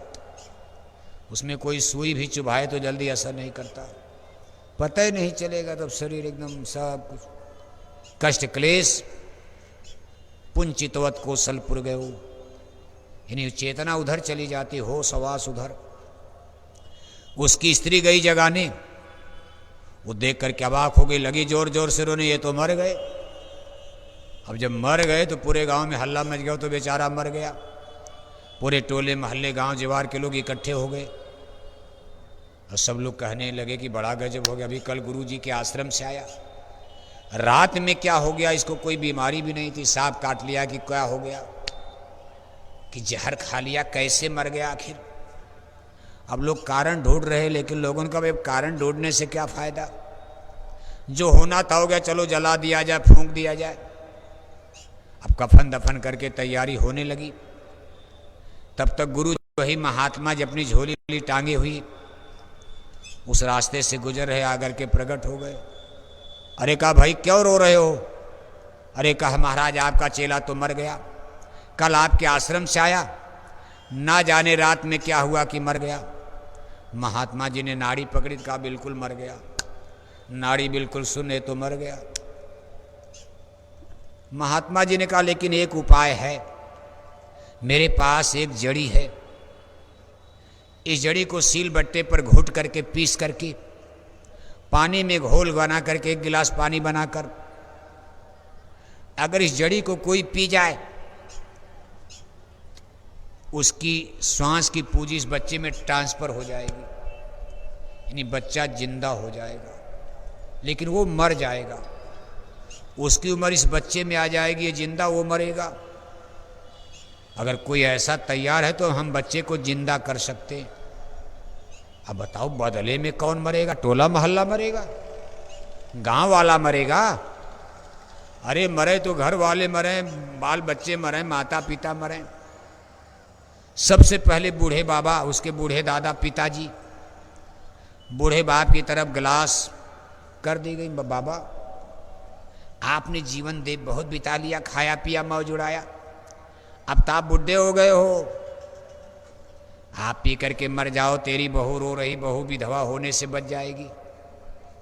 तो बूढ़े बेचारे ने हाथ जोड़ लिया। अरे कहा महाराज मरने में समस्या नहीं है, मैं अभी मरने को तैयार हूं, लेकिन मुझको सबसे बड़ी चिंता यह है कि आज मैं मर जाऊंगा तो मेरी बेचारी बुढ़िया का क्या होगा। ये मेरी बहू इतना रो रही है, लेकिन आज ये रो रही है, लेकिन ये मेरी बुढ़िया से रोज झगड़ा करती, सही दाना पानी नहीं देती, भोजन नहीं देती, मैं इसका सहारा बना हूं बुढ़ापे में। मैं तो ये सोचता हूं मेरे सामने मेरी बुढ़िया मर जाए, झंझट खत्म, मेरे बहू बेटे इसको भोजन देंगे कि नहीं देंगे। महाराज ठीक है देख। अब बूढ़े बाप तो किनारे हो गए बना करके अपना नंबर। तब तक बूढ़ी माँ का नंबर लगा दिया। माँ ने भी वही दुहाई दे दिया, कहा समस्या मेरी भी यही है कि मैं मर जाऊंगी, मेरे बुढ़े का क्या होगा। मेरी बहू तो इनको भी डांटती है, गाली देती, भोजन नहीं देती। आज मैं बुढ़ापे में अपने बुढ़े का सहारा बनी हूं। ये 2 लोग तो अपना कोई न कोई रास्ता निकाल लिए। उसकी स्त्री जो रो रही थी सर पटक पटक कर, अब गिलास की जड़ी की सर देखो घोल उसके सामने गया, काढ़ा, ले बच्ची तू पी ले, तू मर जाएगी, तेरा पति जिंदा हो जाएगा। उसने कहा महाराज जब एक को मरना है, अरे हम मरें या ये मरें फर्क क्या है। अगर एक को मरना ही है तो जो मर गया उसी को मरने दीजिए। अगर मैं मर गई तो मेरा ये साल भर का बच्चा कहाँ जाएगा। अब उसकी ममता अपने बच्चा में हो गई। माँ की ममता बच्चा में, पति से ज्यादा बच्चे में। कहा अगर मैं मर गई तो मेरा साल भर का बच्चा कहाँ जाएगा? दूसरे अभी मेरी उम्र ही क्या है, अगर मुझसे नहीं होगा तो मैं दूसरी शादी अभी कर लूंगी, दूसरा घर बना लूंगी, दूसरा पति बना लूंगी, दूसरी शादी कर लूंगी, क्या फर्क पड़ता? अभी तो कल एक बच्चा पैदा हुआ, मेरी उम्र ही क्या अभी है, 22-23 साल मेरी उम्र है, क्या फर्क पड़ता? अब लड़का देखो अंदर अंदर सब सुन रहा, मरा नहीं था, अंदर में बिल्कुल होश था उसको। तो महात्मा जी ने कहा जब तुम्हारे बच्चे नहीं मरेंगे, बीवी नहीं मरेगी, माँ बाप नहीं मरेंगे, तो अब कौन मरेगा? गांव वाला मरेगा। तो महात्मा ने कहा मैं इसका गुरु हूं, ये मेरा चेला, मेरा भी तो रिश्ता है, चलो अपने शिष्य के लिए मैं ही मर रहा हूं। सब लोग हाथ जोड़ करके खड़े रहे। कहा महाराज साधु संतों का जन्म तो इसीलिए होता ही है, परोपकार बचन मन काया, संत स्वभाव सहज खगराया, वृक्ष बहु नहीं फल भखे, नदी न संचय नीर, परमारथ के कारणे संतन धरा शरीर। अरे कहा महाराज साधु संत महात्मा तो इसीलिए जन्म लेते ही मरने कटने के लिए, दूसरे के हित के लिए। आपके न कोई बेटा न बेटी, न कोई दाएं न बाएं, न कोई रोने वाला न गाने वाला, अगर आप मर भी जाओगे क्या फर्क पड़ता? बेचारे की जिंदगी बच जाएगी, बेचारी विधवा होने से बच जाएगी। महात्मा जी ने जड़ी पी लिया और तुरंत धरती पर धड़ाम से गिर गए और इशारा किया तो लड़का उठ करके खड़ा हो गया। अब गुरु जी गिरे पड़े, उधर कोई नहीं देख रहा, लड़का जिंदा होकर के खड़ा हो गया तो सब लोग दौड़ा रहे, मेरा बेटा जिंदा हो गया, मेरा पति जिंदा हो गया, मेरा रिश्तेदार जिंदा हो गया। अब गुरु जी मरे पड़े, उधर कोई नहीं देख रहा, मरने दो गुरु जी को, साधु लोगों को मरने दो। तब तक लड़के ने जोर से डांटा, खबरदार मेरे पास कोई नहीं आएगा। सबको धिक्कार रहा है। अपनी स्त्री से कहा तुम, मैं तो सोचता था मेरे मरने के बाद मेरी चिता पर जलकर तू भस्म हो जाएगी, लेकिन आज तू कह रही थी मैं दूसरी शादी कर लूंगी, मेरी अभी उम्र ही क्या है, दूसरी शादी कर लूंगी। मेरे लिए कोई मरने को तैयार नहीं, मेरे लिए मरे तो मेरे गुरु महाराज ने जान दे दिया, गुरु मेरे लिए मरने को तैयार हुए, इस संसार में कोई मरने को तैयार नहीं। इसीलिए कहा तुम सोचो अपने मन में, कोई ना है गुरु सम जग में, गुरु के समान हितैषी संसार में जीव का कोई नहीं। उनकी जीवात्माएं हैं, जीवात्माओं को सुरतों को लेने के लिए सतपुरुष भगवान संत रूप में आते हैं, अपनी सुरतों को बचाने के लिए, ले जाने के लिए बहुत कुछ करने को तैयार हैं, सब त्याग करते हैं। सहे जीव हित कठिन कलेसा, आए नगर काल के देसा, सहे जीव हित कठिन कलेशा। जीवों के कल्याण के लिए कितना कष्ट और क्लेश उठाते हैं। गुरु महाराज ने हथकड़ी बेड़ी पहन लिया। सन 60-70 के दशक में जब भारतीय धर्म संस्कृति पतन की तरफ जा रही थी, लोगों के संस्कार बिगड़ रहे थे, देश में मछली पालन, मुर्गी पालन, शराब की दुकानें खुल रही थी, नसबंदी, गर्भपात, परिवार नियोजन का वैधानिक कानून अधार्मिक कानून बना। उस समय गुरु महाराज ने देखो सन 60-70 के दशक में, उसमें दिल्ली में स्त्री प्रधानमंत्री का राज था। गुरु महाराज ने उनको संदेश दिया कि बच्ची तुम्हारा जन्म ब्राह्मण कुल में हुआ है, तुम ब्राह्मण की बेटी हो, ब्राह्मण कुल में जन्म लेकर ब्राह्मण की बेटी होकर हमने सुना है तुम अंडे खाती हो, तुम्हारे राज में मुर्गी पालन, मछली पालन, शराब की दुकानें खोली जा रही, तुम्हारे राज में नसबंदी, गर्भपात, परिवार नियोजन का कानून बन रहा। याद रखना भारत की धर्म संस्कृति नष्ट हो जाएगी, फिर कोई धर्म को नहीं बचा पाएगा। कुछ साल बीतने के बाद सब विधर्मी हो जाएंगे, शराब की दुकानें ज्यादा खुल जाएंगी, हमारे बेटे बेटियां शराब पीकर पागल हो जाएंगे, संस्कारहीन हो जाएंगे। लेकिन स्त्री प्रधानमंत्री ने नाराज होकर गुरु महाराज को जेल में डलवा दिया। 21 महीना जेल में डाला, 6 महीना तो डंडा बेड़ी में रखा, कितने कष्ट उठाए, क्लेश उठाए। कहा आए नगर काल के देसा, सहे जीव हित कठिन कलेशा। दुनिया पर आफत आनी थी, अपने सर पर ओढ़ लिया। सबकी हथकड़ी बेड़ी काटने के लिए, धर्म और संस्कृति की रक्षा के लिए, सनातन धर्म को बचाने के लिए, रामायण गीता के मान सम्मान के लिए, बहन बेटियों की इज्जत आबरू बचाने के लिए, जीवात्माओं के कल्याण के लिए गुरु महाराज ने कितना कष्ट उठाया, मामूली चीज समझ रहे हो आप।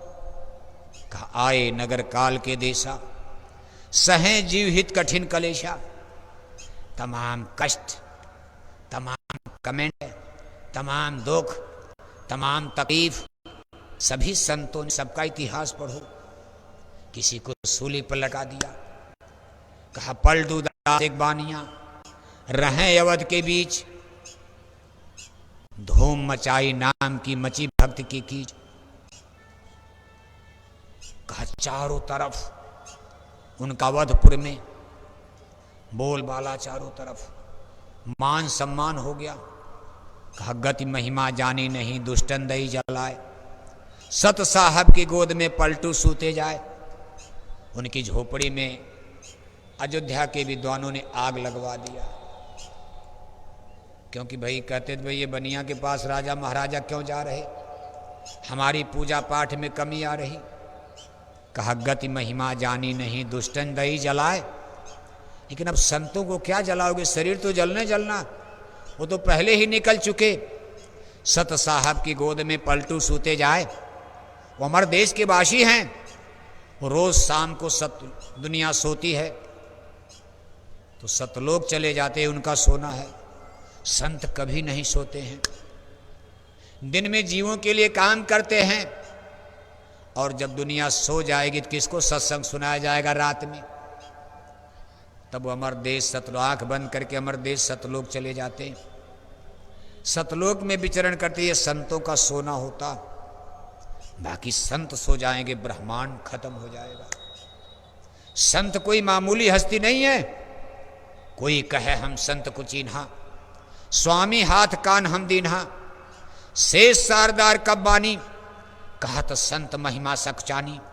सो मोसन कह जात न कैसे, साग बने गुनगन फल जैसे। इसलिए प्रेमी भाई बहनों, आप भाग्यशाली हो। पुण्य पुंज बिन मिला न शंता, सत्संगत संसित करंता। सोई सुंदर सोई सुभग शरीरा, जो तन पाए भजी रघुवीरा। जे गुरुपद अम्बुदे अनुरागी, लोकह वेदों ते बड़ भागी। और आपके माता पिता भी धन्य हैं। पुत्रवती जुवती जग सोई, रघुवर भगत जासुत होई। नतर बाँझ बर्बाद भी आनी, राम विमुख सुते ही तहानी। अगर पुत्र धर्म और पाप के रास्ते पर जा रहा है तो माता पिता को भी कलंक और दोष लगता है।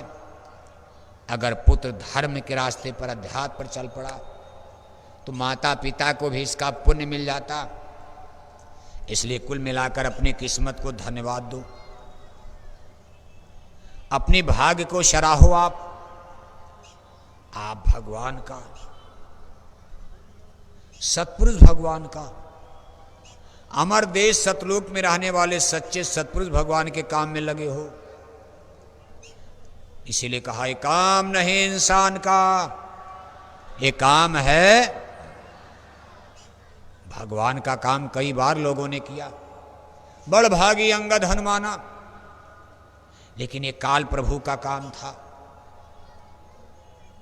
व्यापक ब्रह्म निरंजन का अवतार था राम का। वही ब्रह्म फिर कृष्ण बन करके आए। अर्जुन ने उनका काम करा, पांचों पांडव। अर्जुन का इतिहास में नाम अमर हो गया। लेकिन ये काल भगवान का काम। लेकिन आप जिस भगवान के काम में लगे हो, इनको दयाल भगवान, सतपुरुष भगवान कहते हैं। परम पुरुष अनामी स्वामी, धारा न रूप जगत में। गुरु होई जेव चेताए, जो जो माना बचन समझ के उनको संग लगाए। अमर देश से कुल मालिक महाप्रभु ने इस धरती पर अवतार लिया, जन्म लिया, जीवों के उद्धार के लिए। आपको उन्होंने काम सौंपा कि अपना भी भला करो, आपके द्वारा दूसरे का भी भला हो जाए। इसलिए शाकाहारी धर्म, वेजिटेरियन लाइफ सिस्टम, क्योंकि शाकाहारी से ही पॉजिटिव एनर्जी, ऊर्जा। बिना शाकाहारी धर्म पर चले कोई भजन भक्ति शब्द कमाई कर ही नहीं सकता। इसलिए आप सत्पुरुष भगवान के काम में लगे हो, भाग्यशाली हो। लोक बनेगा परलोक बनेगा, हिम्मत और साहस के साथ डटे रहना। कौन आ रहा कौन जा रहा दाएं बाएं मत देखना। गुरु महाराज कहते थे बच्चा हमको देखो हम तुमको देखो, सीधा सीधा। दाएं बाएं देखोगे भटक जाओगे। सीधे मथुरा दरबार की तरफ, पूज महाराज जी की तरफ आंखें गड़ाए रहो। अपना चिंतन विचार इधर जमाए रहो। मथुरा दरबार से आपको क्या हुक्म होता है उसकी अनुपालना में, उसके आदेश के पालन में लग जाओ। अपने मन का कोई काम मत किया करो। सदगुरु कहें करो तुम सोई, मन के कहे करो मत कोई। दरबार के हुक्म का पालन करोगे मजदूरी मिलेगी। अपने मन से सड़क तोड़ोगे पुलिस पकड़ के ले जाएगी। आप कहोगे भाई हम सड़क बनाना चाहते हैं, लेकिन सरकारी सड़क अपने मन से तोड़ोगे तो केस लग जाएगी। सरकारी आर्डर में तोड़ोगे, कम तोड़ो चाहे ज़्यादा, शाम तक मजदूरी मिलेगी, फीस। इसी तरह से मथुरा दरबार से नए पुराने सभी सत्संगी अपने गुरुद्वारे पर से झुकाओ। अपने गुरुद्वारे का तिरस्कार मत करो। बहुत बड़ी आपसे भूल हो चुकी है, आपसे भी भूल सुधार करो। जब तक खराब समय नहीं आ रहा है उसके पहले मथुरा दरबार में आकर के क्षमा मांग लो, माफी मांग लो। माफी मिल जाएगी अभी समय, वरना तो आगे काल का डंका बजने जा रहा है। धरती पर प्रलय आ रही है। सबको अपने अपने गुस्ताखी, अपने अपने कर्मों का दंड और सजा भुगतान करने का, जिसको मुसलमानों के यहाँ कयामती बेला कहा गया है। मुसलमान भी लोगों को सावधान कर रहे, मुसलमानों संभल जाओ, ये दुनिया जाने वाली है। गुनाहों से करो तौबा, कयामत आने वाली है। वहां भी प्रचार कर रहे, लेकिन कोई जान नहीं रहा। गुरु महाराज ने जो जाना वो बताया। सही चीज तो गुरु महाराज बता कर बस सब भविष्यवाणी करने लगे नकल करके। गुरु महाराज कहते थे हमारी नकल मत करना, फंस जाओगे, मारे जाओगे। सबने गुरु महाराज की नकल किया। सज्जू का ढिढोरा गुरु महाराज बजाए, रामराज का बिगुल गुरु महाराज बजाए, भारत विश्व गुरु बनेगा गुरु महाराज कहे। अब तमाम लोग नकल करके ढिढोरा पीटो, फंसोगा गैर, मारे जाओगे, धोखा गाओगे, पछताओगे। नकल मत करो, गुरु महाराज की नकल मत करो। और जो जो गुरु महाराज ने कहा एक एक चीज आपके सामने आ रही, और जो बचा है सब आगे आ रहा है, विश्वास रखना। इसलिए हिम्मत, साहस, धीरज के साथ जब तक आपके हाथ पैर में दम है डटे रहो मैदान में, टिके रहो मैदान में। एक दिन तो चारपाई पर गिर जाओगे, कौन आपसे कहेगा सेवा करने चलो, काफिला में चलो। जिस दिन चारपाई पर गिर जाओगे जेब खाली है, बैंक में जा नहीं पाओगे, नाती पोता आपका खाता होता नंबर ले लिए, एटीएम ले लिए, खाता लिए, अब तो उनके हवाले जिंदगी हो गई। उस समय क्या सेवा दे पाओगे? अपने प्यारे सदगुरु की दक्षिणा सेवा क्या दे पाओगे? इसलिए जब तक जेब में पैसा है, हाथ पैर में दम और ताकत है, तब तक तन मन धन की सेवा करके अपना निस्तार करवा लो, अपने कर्म कर्जे का भुगतान करा लो। अभी देखो अब तो 5 दिन लगातार चलेगा। अर्जुन कै बजा? हाँ देखो समय हो गया। 1 घंटे समय मांगा गया, 1 घंटे पूरा हो गया, आप बैठे हो। लेकिन अब थोड़ा थोड़ा रोज, अभी तो 5 दिन लगातार आपको सुनने को मिलेगा। आप अपने अपने टेंट राउटी में जाकर थोड़ा भजन वजन किया करो, कुछ तो करो। यहाँ कहीं सेवा चल रही, सेवा में भी हाथ बटाओ और लोगों को बुलाओ कि अवसर फिर जल्दी मिलता नहीं है। आ जाओ, कोई गर्मी नहीं कि मर जाएगा कोई। कितने लोग गर्मी से कि भाई कहीं चलेंगे मथुरा, देख रहे हो कितना बढ़िया मौसम, आपके लिए गुरु महाराज ने बादल कर दिया, थोड़ा पानी भी बरस जाएगा क्या फर्क पड़ता। गर्मी से रहा तो इतने दिन से गुरु पूर्णिमा मना रहे, कोई मरा गर्मी से? जब इतना दिन बीत गया तो दो चार ये भी बीत जाएगा। इसलिए लोगों को फोन करो, भाई कम से कम कल चलो, परसों के पूजन में तो आ जाओ, कल पूजन के दिन कम से कम उसका तो लाभ ले लो, डरो मत, मौत से मत डरो, गर्मी से मत डरो। गर्मी तो आगे आ रही, कितनी गर्मी पड़ेगी, कहाँ जाओगे, बिजली उजली का पता ही नहीं चलेगा, तब आपका होश उड़ जाएगा। समस्याएं पर समस्याएं। इसलिए अब एक छोटी सी प्रार्थना होने जा रही है, अब समापन होगा। झोली वाले रजिस्टर वाले खड़े होकर के सेवा, सब लोग बैठे रहो, अभी प्रार्थना के द्वारा समापन को तो अपने डेरे में जाना। अर्जुन भाई हाँ बोलिए, प्रार्थना बोलिए। जय गुरुदेव, जय गुरुदेव। सुन कर करुण पुकार, सतगुरु आ जाना।